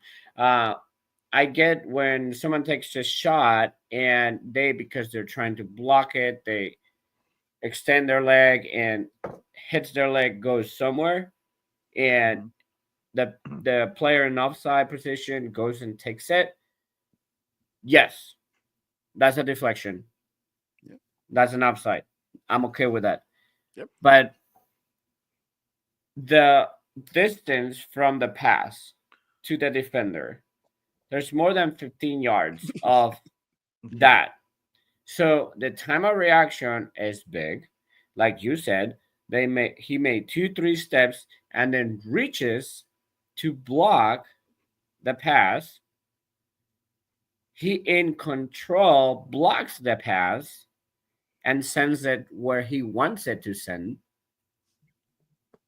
then that's a new play. I'm sorry, but that's a new play. Yeah, to me, You already it's made the motion to block a pass that it was not targeted that person that is in offside. It was targeted straight to another play, and you continue. You deliver it, move It's the ball, ridiculous. and more than like it was a 90-degree change. That's Yeah, and absolutely not a deflection. That yeah, is a and his teammate play. could That's a he's defensive play. yeah, and his teammate could have just ran back to the box Yep. and stay on the line and wait for the cross. Yeah. Yeah. And so would you imagine? So I asked someone, is like, so if you tell me that if that action happened, right, but the ball happened to go in the net, what will they call that? Do they going to call it an own goal, or is Should it be. going to be called the goal from the offensive player because he's the one that shot and his shot got deflected in the goal? It's a no It's like, goal. Yeah. yeah, own so goal. it's an own goal. So he extended his leg. That's a pass back to the offensive player. Well, yeah, to So me, it's a And poor clear. changing the direction, Yeah. changing the direction of the ball. Like it completely changed the direction. Because sometimes they even like give on goals where the ball is almost like going off the frame, but with the deflection goes in because he changed it so much. It's like, well, Mhm. that's a non goal because he changed it. So Yeah. um and yeah, plus, and plus, it's not like the pass resulted in a direct goal. Right. It directed to a cross to the other side of the field. Then he scored. So it's like, Yeah. how many occasions do you need them to be defensive sound to come back in defense? The ball is in the air going back to the other side of the field. You telling me all 11 players were just looking like, oh, Mhm. go back No, and and I run back mean to your line. they could have even like closed the cross from Wallen. Like Wallen was open. Mhm. First of all, the offside was this offside. Like it was not like, oh my god, like you're extremely offside. No, like this was, first of all. And two, like you're not really taking advantage of a position you had. It's basically you received the ball wide after a block, a delivery block, and there's another defender that is putting pressure on you. So like you literally created a new play. That if that's the rule, is whatever is a trash rule, but also Well, I the think way they that changed, they 2 years ago. yeah. So no, but the way that they took the terms of Deliberate versus deliberate and a and- deflection, because that's absolutely not a deflection. That's all what it is. Is like you cannot consider a delivery block, a delivery played ball to be a deflection. No, he to me, it's a deliberate attempt to clear the ball. Yep. It was a poor attempt to clear it because I don't think he even wanted to get it to his teammate. He was trying to get it out over the touchline for a throw in. That's what he was trying to do. It failed, went to Vollum, and it's silly. I do want to give you Lutz's quote on this though, because Lutz did talk to KMOX about it, and he talked about the Klaus goal or the Klaus no goal too, and he said, "quote They both were bad. The one last week was just a very wrong and bad decision. This time it's more about the interpretation of the referees, which is what we were told after the game. There was a passive offside of Conrad Vollum.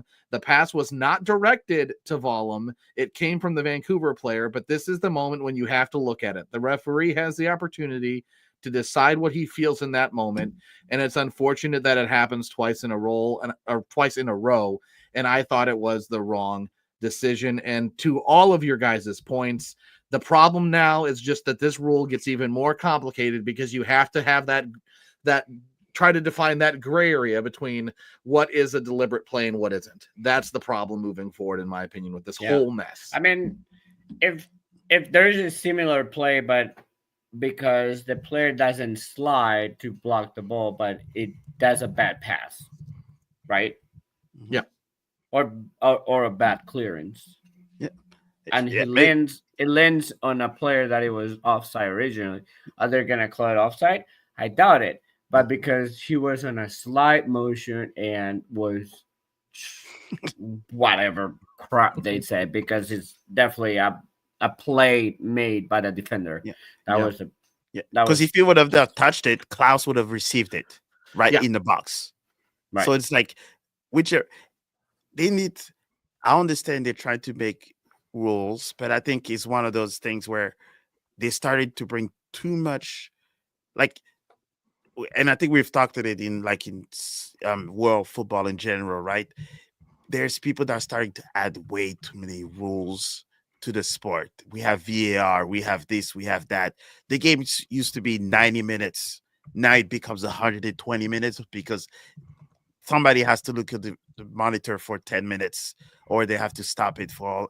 It's like the fluidity of the game that we watched, that's we all fell in love with. Now we have all of these discussions about what the rule says. Like Mhm. we're at the stadium watching the game. We don't have the referee playbook on our lap. Oh, what is this call? And then we have to go to page 110 and says this is the interpretation of the referees. Like, no, this is, and you changed it 2 years ago. I think people were saying these type of things. If it's not fair to the defenders, position yourself better. If in that occasion his keeper could have said, "Hey, I got it, keeper, keeper, keeper," and he would have just let it go, and his keeper would have gotten it, Mhm. right? So it looks like it's some of those communications that the players have to figure out themselves, but we should not be helping them by creating rules that says it's unfair because he extended his leg and the ball went to the other opening team and then they scored and it's not fair to them. Like, this is not, CYC soccer. Nope. You're getting paid the big bucks. So that's my Is, soap up on is this all these rule crazy rules. is this rule just the MLS rule? That It's from IFAB, the whatever that what does that stand for? It's the International Football Association Board rules of the game. so there But maybe because the rule, like, I understand, like, if puts the rules out, Yeah. but my understanding is some, like, the leagues take their interpretation of the rule and they set up basically the rules for the Okay. leagues. Because I remember there was a Champions League game a few years ago or a couple of years ago where an intentional play to the ball, kick it back, and they were trying to say, like, no, it was a deflection and he was an offside, and it was, I believe it was against Spain or Barcelona, one of the two. It was either like a European Cup or it was a Champions League, but um, it was similar to that. Like, the defender make a full motion to the ball, kick the ball, land on an offside player, and score a goal. That one was allowed, and obviously ours wasn't. So it's a general all around that they did change it. I mean, obviously, I'm not trying to solve the mystery right now, but it just, like, it's clearly that it's not not a, I mean, not a good rule. Like, it needs to be reevaluated if you already reevaluated 2 years ago and it's creating that many issues. that's a good question. So who wants to take that one? Because you know what?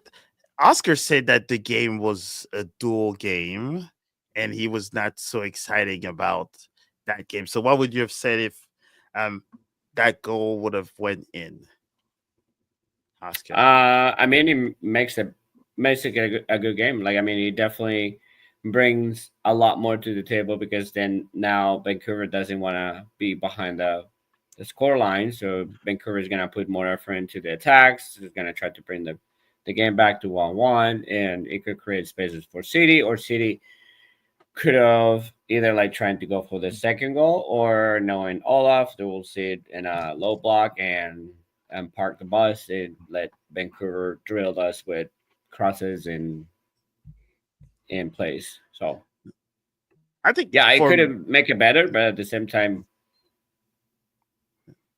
could be worse for City, in my opinion. Let's score in a goal that early because we've seen it before. And I think for me, the way I would have seen that game, my opinion of the game is that just like the one right before that we had when Klaus scored, you saw that the moment he scored his first goal, that he literally went 110% for the remaining of the game because he was going for more and he had his chances.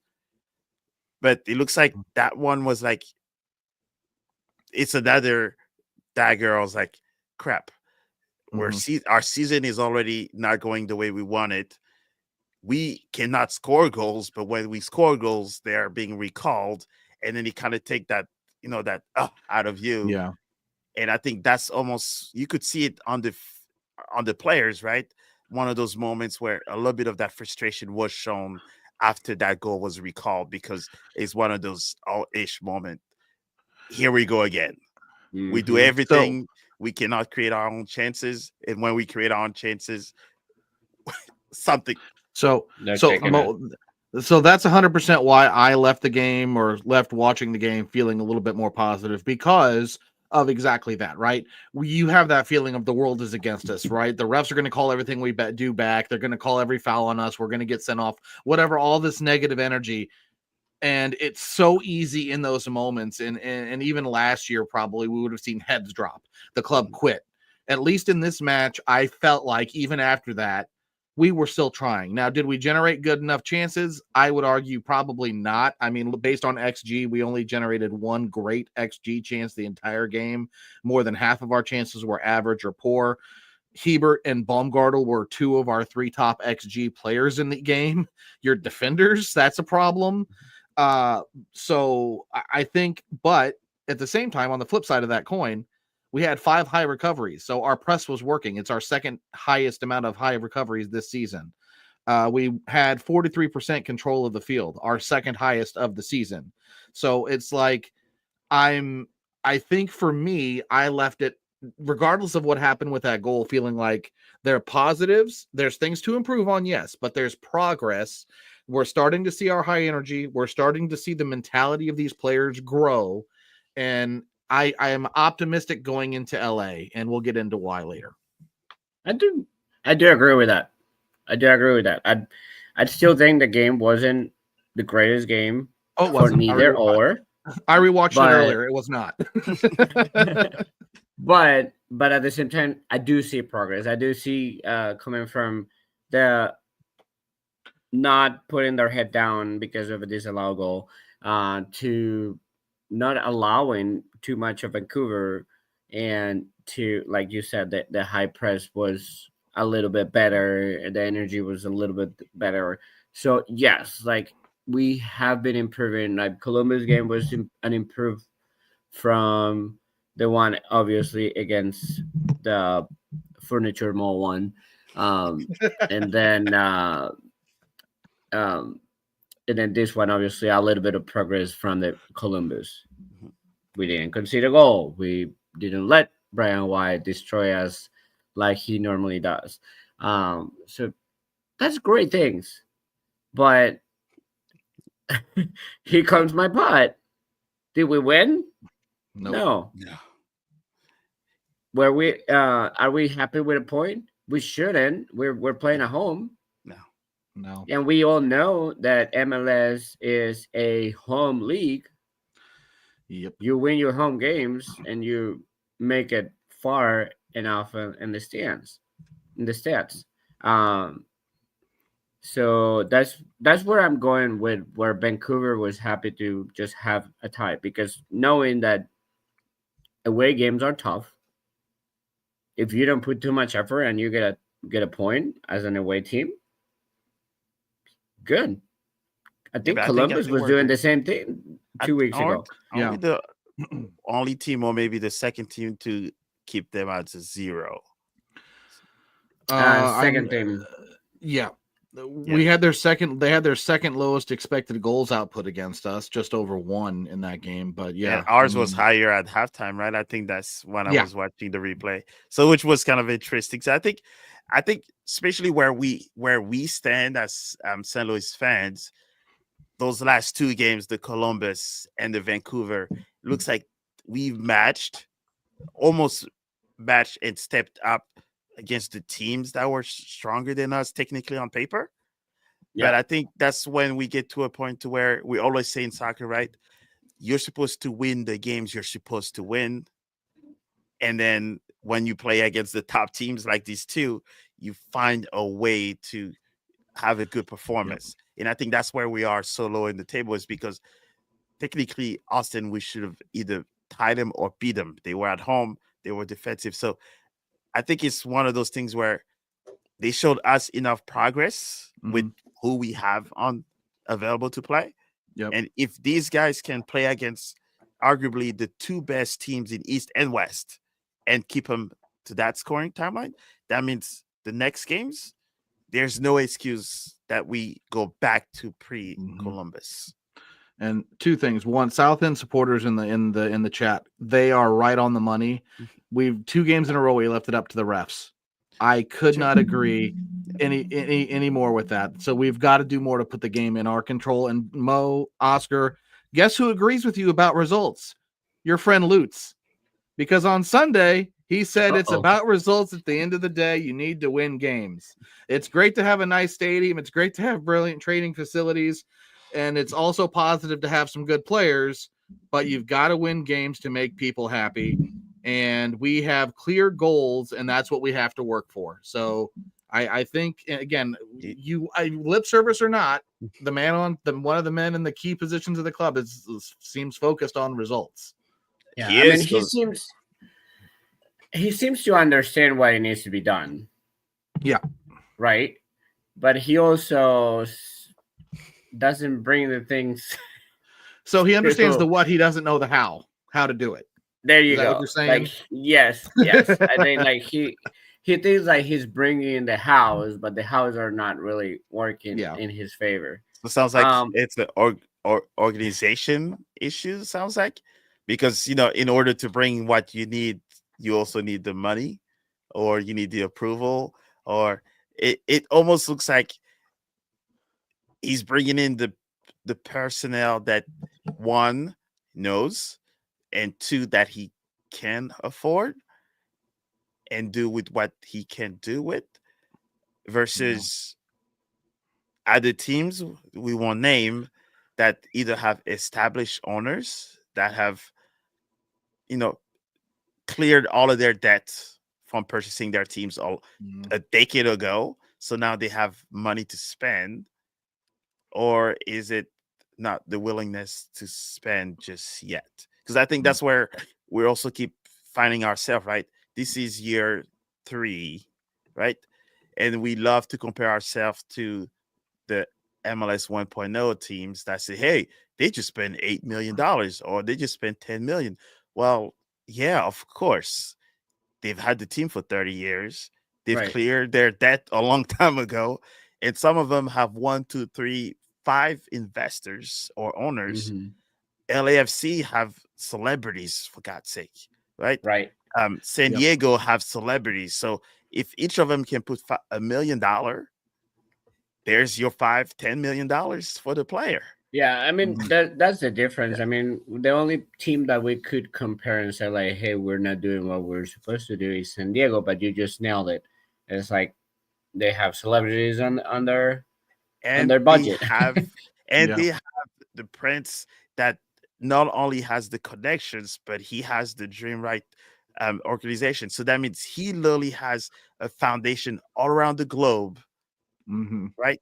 So that's why I keep telling, it's like, oh, San Diego is a new team. They're able to do that. I'm like, yeah, they've built a global brand to begin with. Yes, they could go to Belgium, right? Or they could go to an Eastern country right now and pick players to come play in MLS that will cost less and probably play better. You want to know why? Because they're already part of their systems. Yeah. It's like they go ahead. Yeah. So their infrastructure, even though ours, we have the history, their infrastructure is decades ahead of even MLS 1.0 teams. But then also you have to blame the person in charge of bringing players, as the comment says right there, that he could dip in other countries. He could dip in other markets because one of the reasons he was brought here, and we mentioned, is that he played in all continents. 7 different continents, and he's famous everywhere, and he knows everybody, and whatever. Uh, but we're dipping in two markets only. Hey, I'm available. I can go France, Africa, and Oscar can go to If you can send me to South Latin. America, I'll Yeah. gladly go and scout people. Jeremy, do you want to put anywhere you want to go to? I mean, Hey, you know what? If the club is willing to pay for it, he's just like anywhere, send me anywhere that isn't ice cold, and then I'll be happy. anywhere. Almost anywhere that's not cold. But you know what's interesting is I was thinking about this just now as you were talking about it. Like Seattle, did you know Seattle Sounders has a partnership with a team in the J League? Did you know that? I didn't know that until just recently because I saw something on one of the MLS blogs about it. Might have been a Sounders at Heart, but yeah. So it's like where have we gotten players from? Australia, Germany, and Scandinavia. Are those the 3 regions that we've really gone to so far? Right? I don't think we've gotten anybody from anywhere else. No, and well, our homie is back to South Africa, but yeah. Right, well, okay, fair. Yeah, that's true. But that was more of a Carnell probably. Yeah, influence. I liked Jabulo. Would you imagine? So before you finish, yeah. So go ahead. what would you say if we brought him back? Because we all talk about players that needs to have a little bit fire, right? It looks like a lot of the players that are no longer with us. One thing that people were complaining about was that they had a little bit of chip on their shoulders. Yeah. Now we're complaining that we don't have any of those players that have chip on their shoulders. We use the midfielder? Yeah.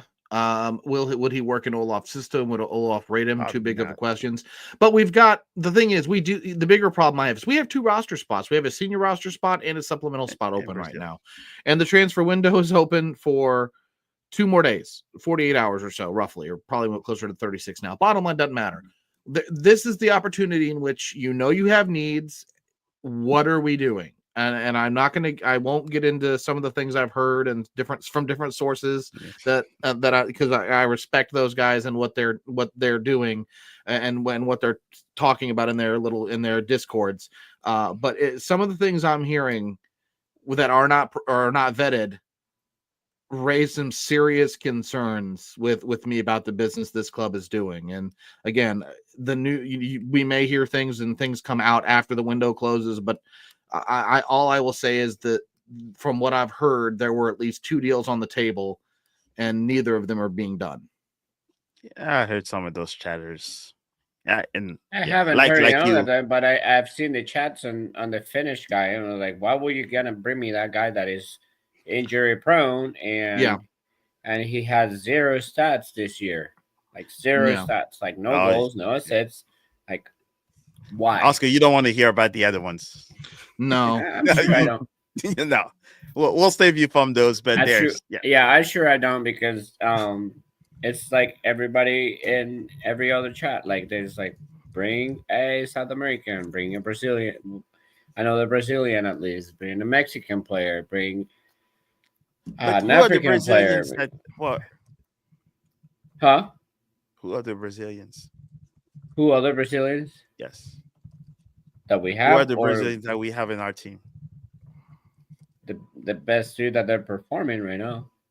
Yeah, but they're not like Klaus is. But they're not fully Brazilian. So I mean, Celio would Klaus be is a little bit more. Well, Celio, he played here. He was here a lot longer before.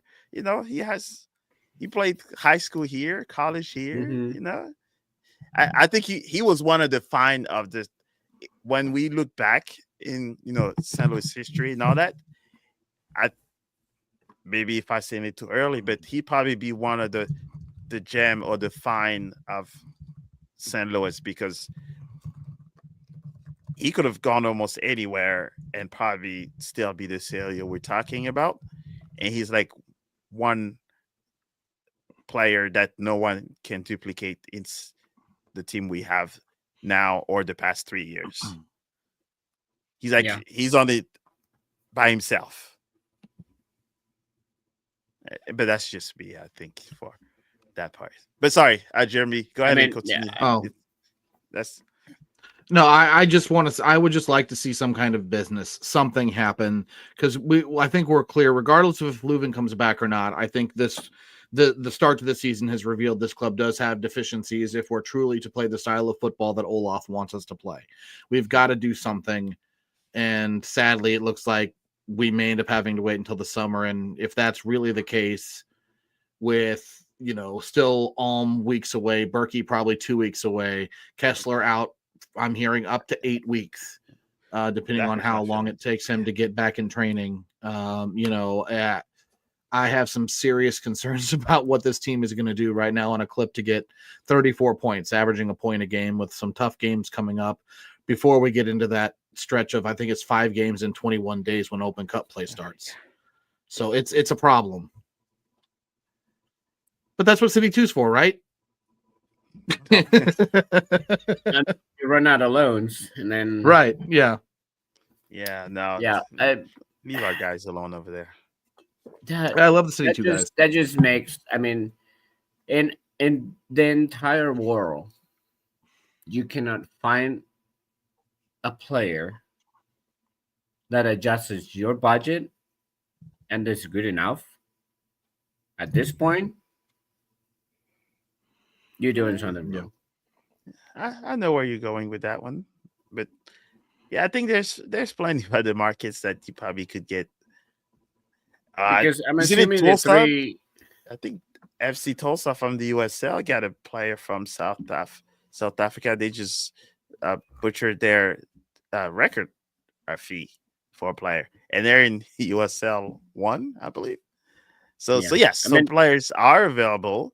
And it is a global sport, so there's. And I'm assuming that the 3 or 2 that you guys are talking about are from pretty much the same market and the same price range, and like looking into almost free finishing contract with the other team or whatever. Like, come on, let's put some meat on the grill, like put some effort to get something that it's worth.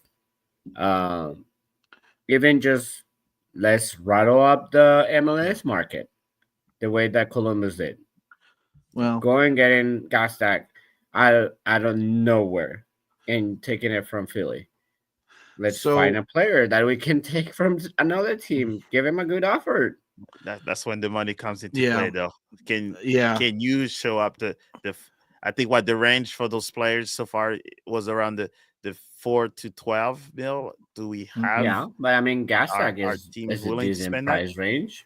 Huh? Well, I mean, Gastak was a $4.5 million, I think, is what Philly or who paid for him? Columbus. Yeah, but let's not forget too. It's Columbus, right? Right. That comes with a good discount. But so all right. So hold on. Let's think for just a second. I know that we've got some GAM, but we've got decisions to make with Betcher and Horn. Buyers, do we exercise the buy on both of those? And then how does that impact our transfer strategy and budget, or should it even at this point? I think Horn is probably a set Betcher. Horn is 100%. Yeah, I think Betcher is like he has, but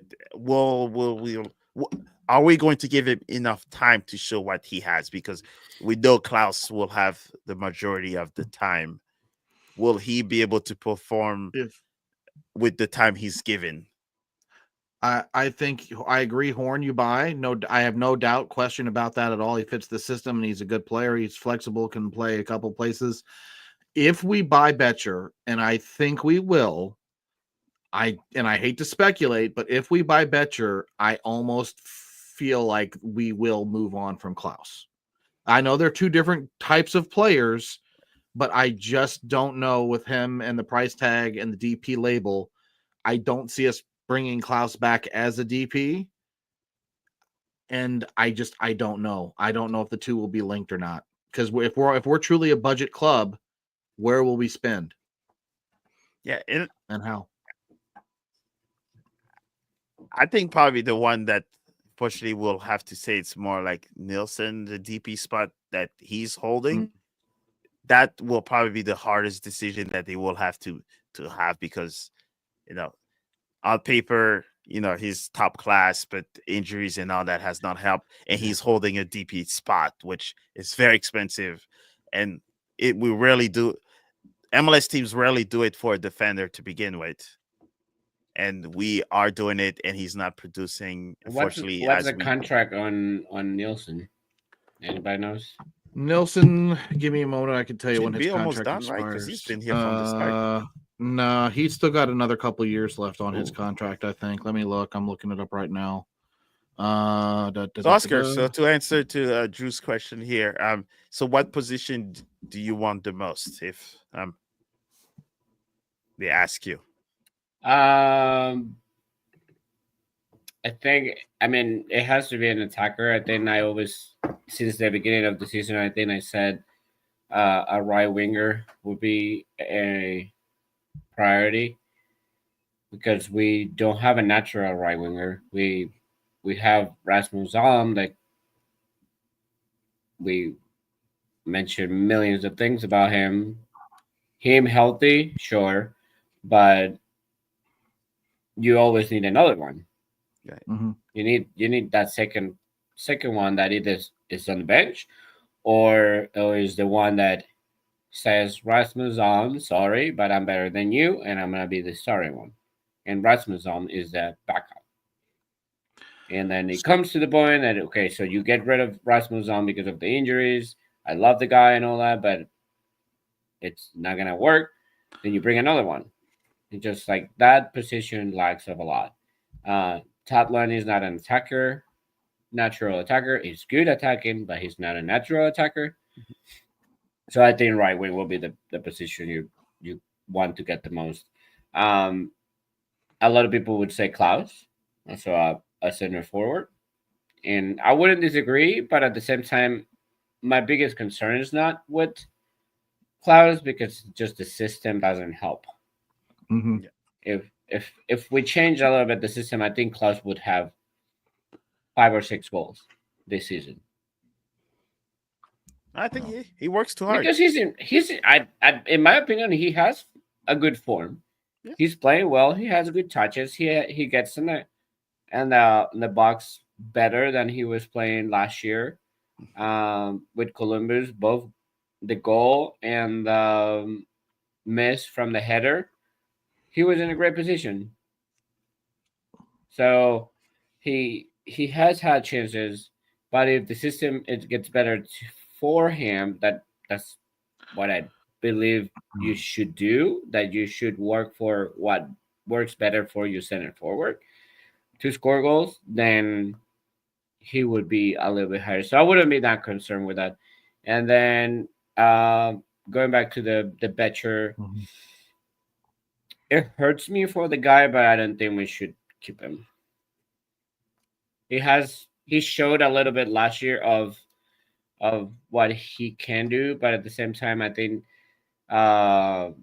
Tolman said it at the beginning when the first month that Betcher was here, that Tolman didn't see him as that killer forward, that guy that wants to score and get tired of scoring goals. Last year, everybody would have said like, "Oh, you were wrong, Tolman." But this year, how many really good chances Betcher has missed to score a goal? At least 2 or 3. Yeah, if I'm not still 4. having nightmare that across from Watts that he slid and missed. That was like an easy tap in. If with the right timing, that would have been Right. And the 2 against Columbus that he had, like wide open nets. So yes, he brings a lot of energy, great energy. He's like a bull coming out of the cages, like going out. I'm on the defenders when he comes, but he's not clear with the ball. He's not he's not very precise with his movement, with his passing. It's just more of like the work rate that he brings, and I don't think he's bringing enough at this point to say like let's keep the loan or extend and get a contract on him. So Jeremy, you got the scoop on this contract? So you're not sure. Yeah, I do. But you're not wrong. So as far as Betcher goes, he's third in shot creating actions for us right now. So he creates chances, but he hasn't finished anything.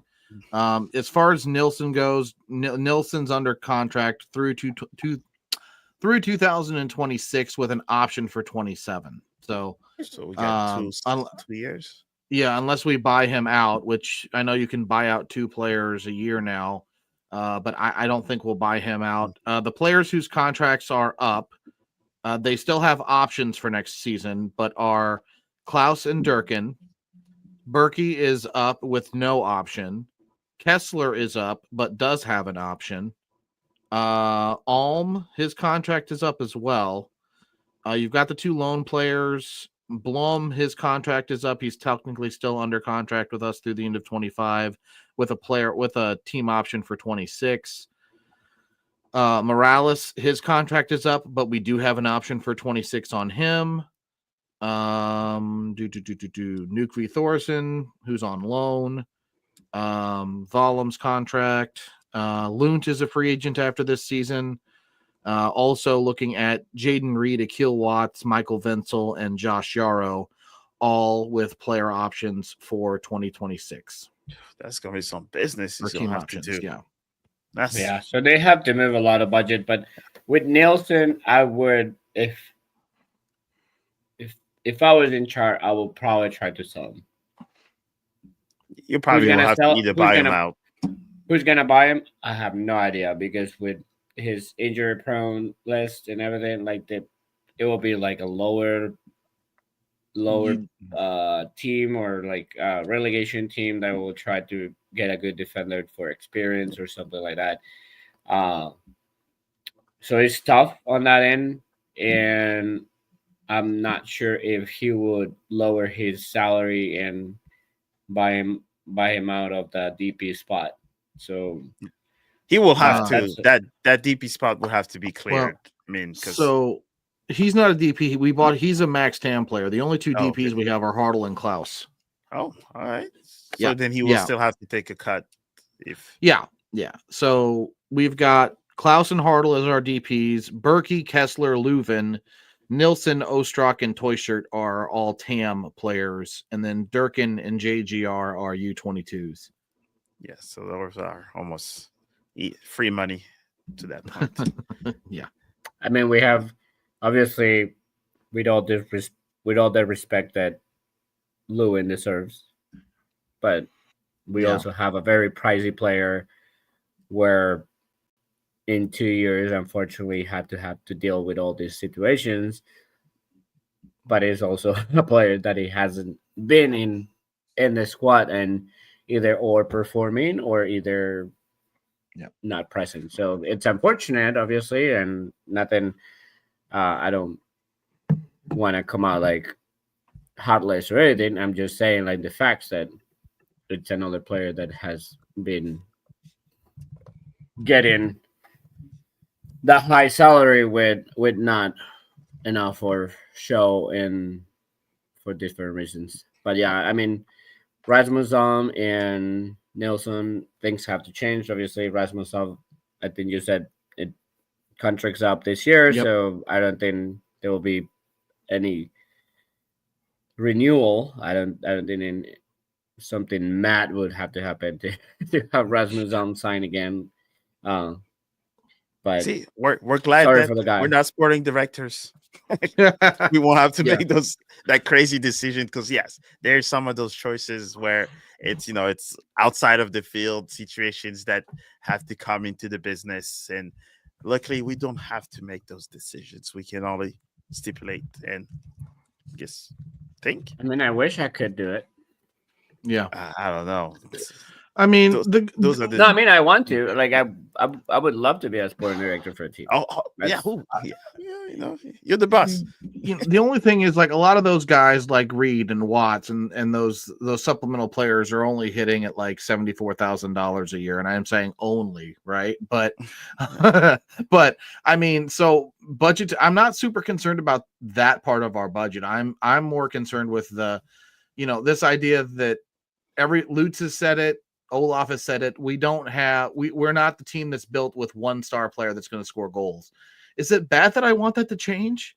I want us to open up the wallet or the purse or whatever you want to, wherever they're keeping that money at these days that Carolyn Kindle and the Taylor family have. Crypto wallet. Yeah, exactly. Apple Pay that. I mean, I don't know. Just send me. I want us to go out and spend on a proven scorer. Klaus has never been a prolific scorer. He's got 3 seasons with 10 or more goals. We've got to figure that out. Or do we have that in Toy Shirt and we're just, again, misappropriating our resources? I don't know. No, for me, the way I see it is we need more than one weapon on the field. And we all know it's 11v11, right? So that means if you have a player that's able to attract 1 or 2 players, then you have another one that can attract 1 or 2 players, and then you have another one that attracts 1 or 2 players. Before you know it, you have the left side all by yourself, and Joey's on fire. You see, he got the yearly money, and yes, those $80, cups. Yes, it comes in, and we we do have quite a pricey stadium. So I like the campaign on this. I thought they were talking about the environment, not our game, not the majority of our games. That gives me flashback. So you see how you say 0 goal, right? A few years ago, if you remember, Chelsea had a number 3 on their kit. Oh yeah. That season, that's where we were losing like 3 zeros multiple times. And it was like one of those bad karma where it's like, come on, just take it off. And the year after, there was no 3.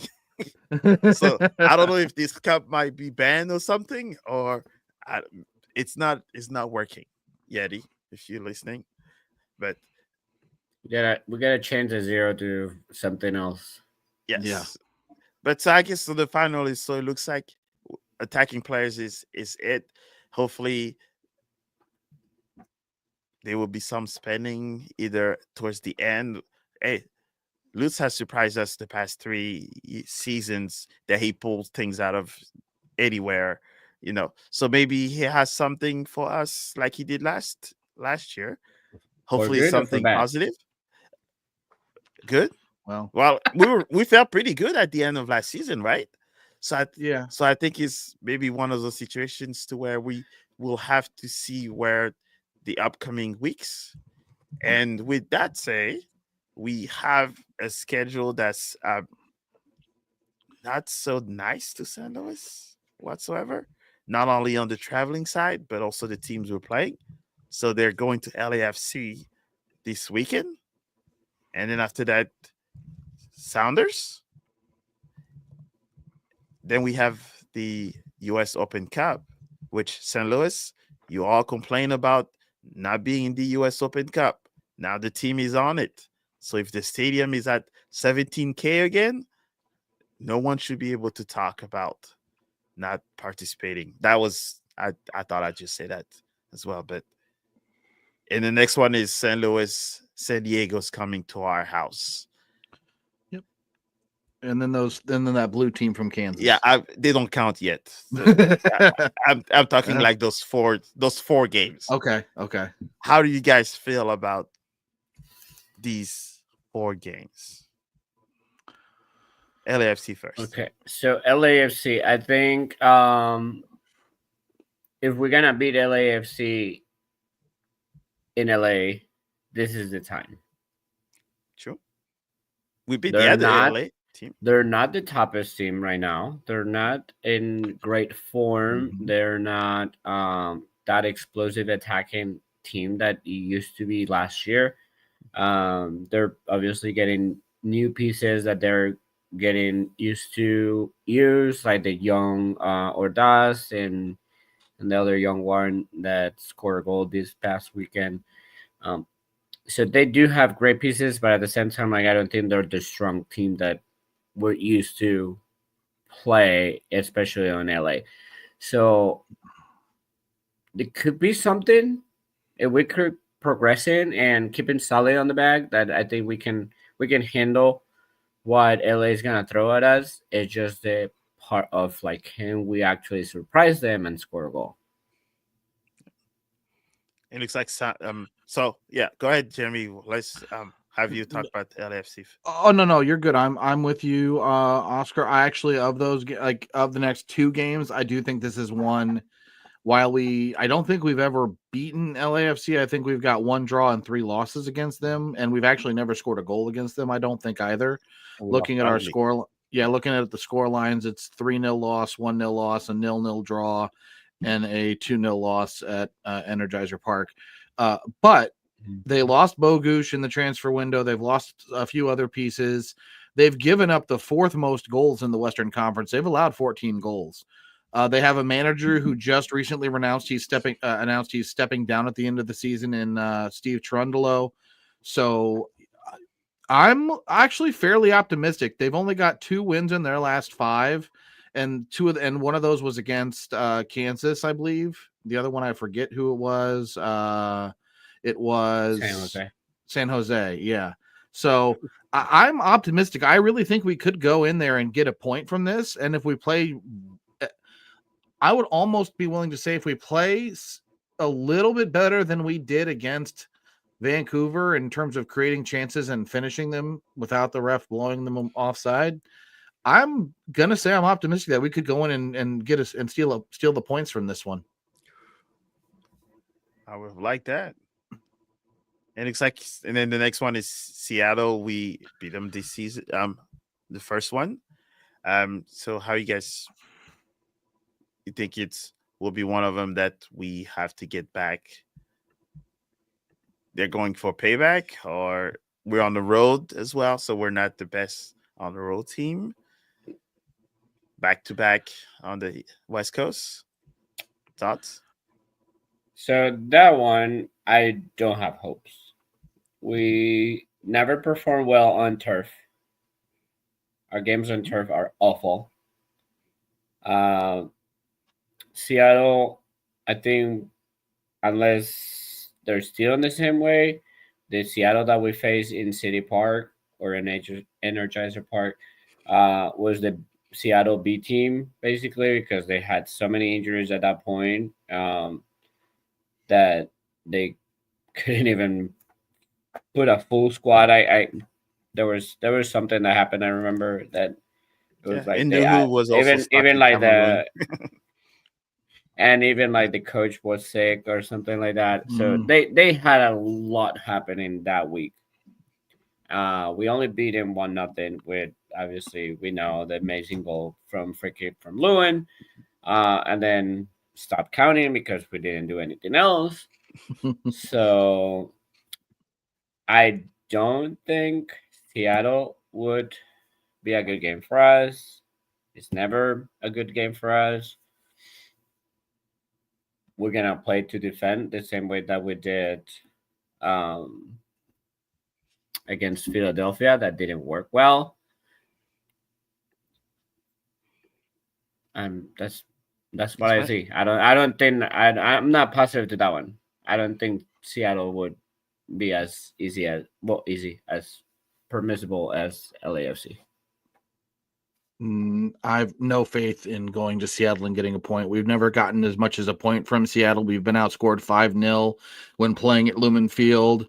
Seattle has taken points in 4 of their last 5 games. 3 of those were clean sheets. They are unbeaten at home this season with 2 wins, 2 draws. So I'd be happy with a point there, to be honest, at this point. But I'm not expecting it. I'm going St. Louis to win. Oh, right. So we're going open US Open Cup. So you're saying we gotta go 3? We gotta go 4 in a row. You won't get 4 wins in a row minimum. Minimum 4 points from these two. US Open Cup, we know, Omar, so it's going to be interesting. They came back last time. They were here for our first US Open Cup. St. Louis showed up. We won. I think for me, it's going to be quite interesting to see the lineup that we'll use. Yep. It'd be interesting if we're saying 2 weeks for Berkey, do we ease him up to a US Open Cup, or wishful thinking. my good friend and countryman, it's playing for Omaha, so it's gonna be not only a fun game but also, get together. So I think this the whole U.S. Open Cup experience. I think I want to see what comes out of that tournament. I'm hoping that the team actually has a lot of their first team players, because that is a tournament that we actually can win if we play right. So I don't want that one to just say, hey, let's put our reserve and some, MLS Next Pro guys and see what happens. I said, Yeah. we have a tournament that we can literally win. Make it so. Yeah, don't give chances to the bad luck to spread. I think and I think Jeremy, you had a post today on Facebook that a lot of people are like, oh, we're gonna play the second team or whatever. Is like I would not do that whatsoever. Yep. Especially if the next two games don't go well. We still don't score goals. We lose both games, or even like if we tie those games, but we don't score goals. I think you have to put all your names in there and destroy Omaha. Yeah. Like go at them like they were kindergartens playing against you, and you have to score 200 goals to them, because that's the only way you're gonna get confident. Yeah. If the two games go bad, like the two MLS games go bad, you must win that game, and you must win it convincingly, saying there's the goals, there's how we need to play. Now let's carry on this to the next opponent. Yeah, but Omaha is not an easy team. Oh, I'm No, not but saying you- I'm not saying they're an easy team, but at the same time, like you have to act like they are what they are, that they're a smaller team than an MLS. So you have to act like you have to beat them convincingly.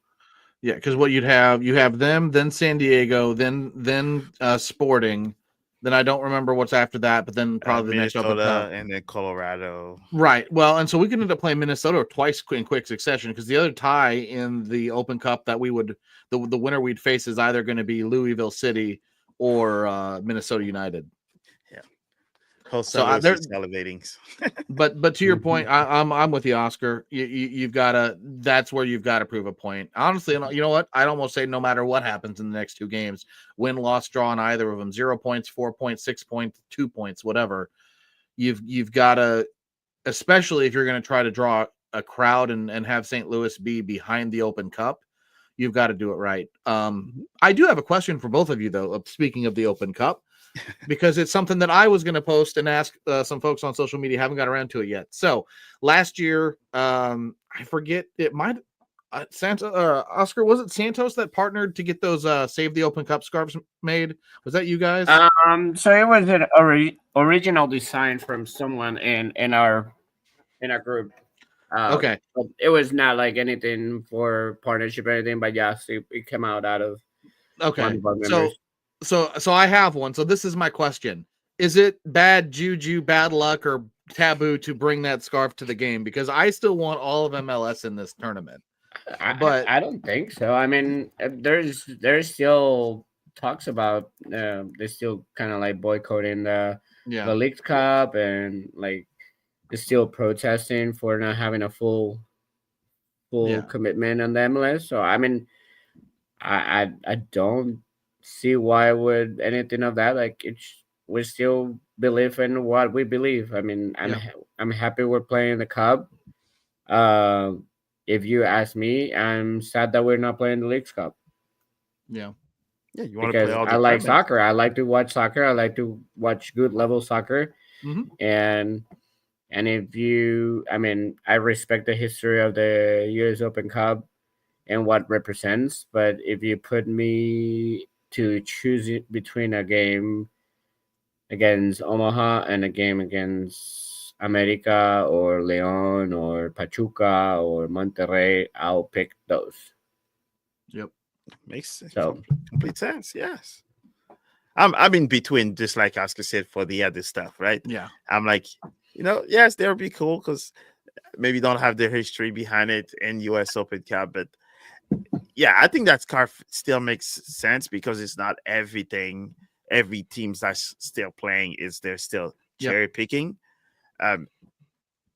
Fortunately, I guess the money game is what it's being played by not only the MLS but FIFA in general. Yep.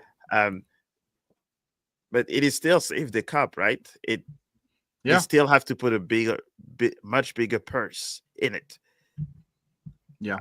I think that if they start making the 5, 6, 7, 8, 10 million, you will see MLS team says everybody's going to play. Mhm. Well, and they'll take it seriously. Yes, because now that's your DP money right there. Yeah. You Yeah, win it, That's you the got transfer you need to bring in. Yeah. So yeah, but I mean, at this point,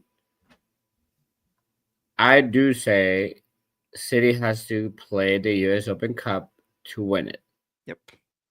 To win it, it's Mhm. the most accessible tournament for City to win. Let's be real. The way we compete in MLS, sure we can make it to playoff, but are we gonna have a run in the playoff? Looking at the other teams, how they're gonna how they've been playing, and knowing that in the summer they'll probably go and get more reinforcements. Mm-hmm. Probably not. For me, a Open cup is a Cup, it will cup. be. Well, and the cup is the pathway to get into the bigger purse cups next season. Yes. That guarantees you into the CONCACAF Champions Cup, I believe. Yep. That was I forget, was it Kansas City as the runner-up got in this year? I think it was because LAFC Yes. had already qualified because of winning something. Yeah. The They West. were lucky. They all winning the Open Cup. No, well, they won everything, so they just got in everything anyway. Yes. All right. So I guess to close out this part. So prediction, you said you both think that we'd either a tie or win from the LAFC game. Yeah, I think I want to wish it was gonna be a 2-1 game for City. I'm going 1-0. I'm going with a clean sheet. I think we can hold. We held Vancouver. I think we keep it going. Now you know what? I'm going with Jeremy. I think 1-0. Because I think we City have shown that they if they could manage to take Columbus to not score, and yes, we gave them a whole bunch of those goals. They did not beat us as bad as people has expected. And then we do the East and we do the West leaders, and LAFC is not doing the greatest. 1-0. Yeah, I'm good with that. So, but yeah, so other than that, so do you guys have anything additional going on other than covering City? Jeremy, we know you write your journal for City. Yeah. Oscar, you have Santos, all events, hanging out with babies, giving out gifts, and I mean, it was a fun game and overall with all the things that they were happening with the group. Santos was sponsoring Crisis Nursery this past game, and more than 70 to 90 tickets were donated for families to assist to the game. So that was very nice from St. Louis Santos, and they did definitely a great job on putting it all together. On my end, personally, I had so much fun with my family. This was the first game that I got to take both of my kids, my wife, and a friend. We all went and we stayed together. I was not in front row, so I was a little more room to hang out with them and enjoy their company. So I had a blast. It was one of my best games in that area because I was just so happy to see my kids enjoying until the 60th minute or 65 minute when they got tired and they was like they requested phones and I was like, okay, You did enough. But no, it was super fun. My daughter knows all the songs, so she was cheering up with me. She was even louder than the guy next to me. That never chant. So Wow, if just he's calling him out. if Ouch. he's watching me, sorry, but I'm saying the truth. I doubt he's watching, but Well, there's you never know. 112 people watching. You So never know. You never know. But if he's watching, sorry, I'll call you out. But at the same time, like we go to the supporter section to cheer, not to have a chat with your neighbor. Yeah, my daughter was cheering. It was super fun to see it. And my son, obviously, he's a little younger, so he wasn't like chanting or anything, but he was kind of like bouncing and enjoying the beats and stuff. So all good. It was a great game on that end.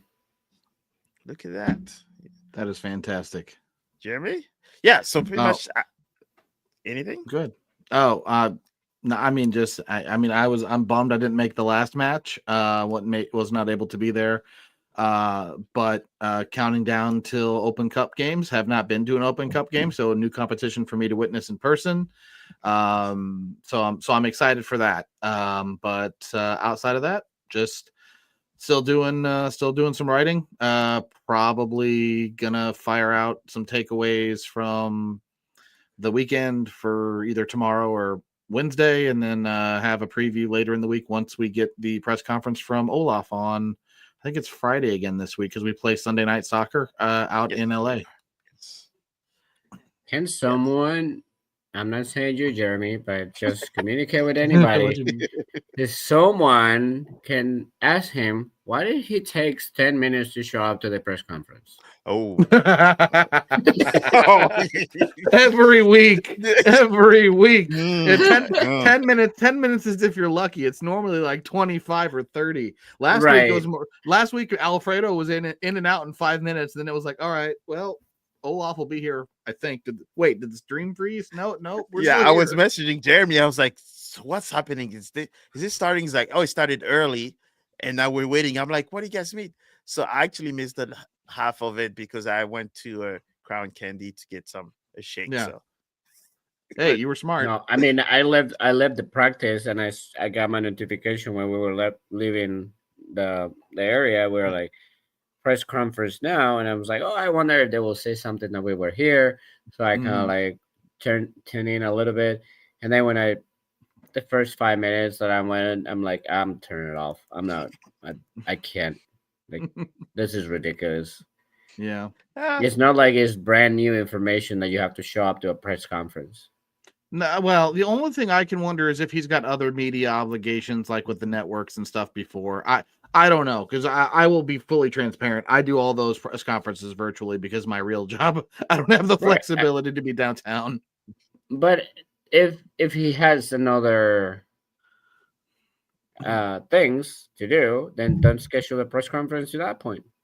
No, I'm with you, 110%. Like There's a schedule for a reason, right? Mo and I had that exact conversation. Yeah, We said yeah. the I same messaged thing. him. I was like, do I have the right link? Because I'm just saying the splash. Yeah, I mean, but you know but you know what? That's what happens for live recording, right? You never know what's going to happen. well, I mean, I know what's going to happen next Friday. Oh no. Oh, Oscar, I'm going to clip You're this gonna one. you're And I'm gonna going to have play it. because I think I was watching the other day in YouTube, and I was actually keeping track of how many people were online, and it was like 150, 100, or 100, or 200 people waiting on Olaf for 30 minutes. So I made a comment, I was like, "Hey, how do you keep 100 and something people looking at an empty screen for 20 minutes? Have a Olaf press conference." Hey, you know what? We're dedicated fans because we will wait 30 minutes for a 5-minute interview. That's No, dedication right there. I think the dedication is that we love our crust and we just like to staring at it. We like our wear it club colors, almost every okay? day, right? We like, you know. We're all Energizer fans. That's what it is. But yeah, Can't get so enough of that.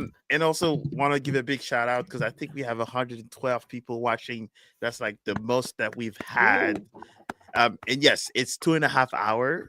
streaming. So definitely appreciate you guys also for joining, because we probably could have sat here for a few more hours if we had to, because there's a lot to talk about.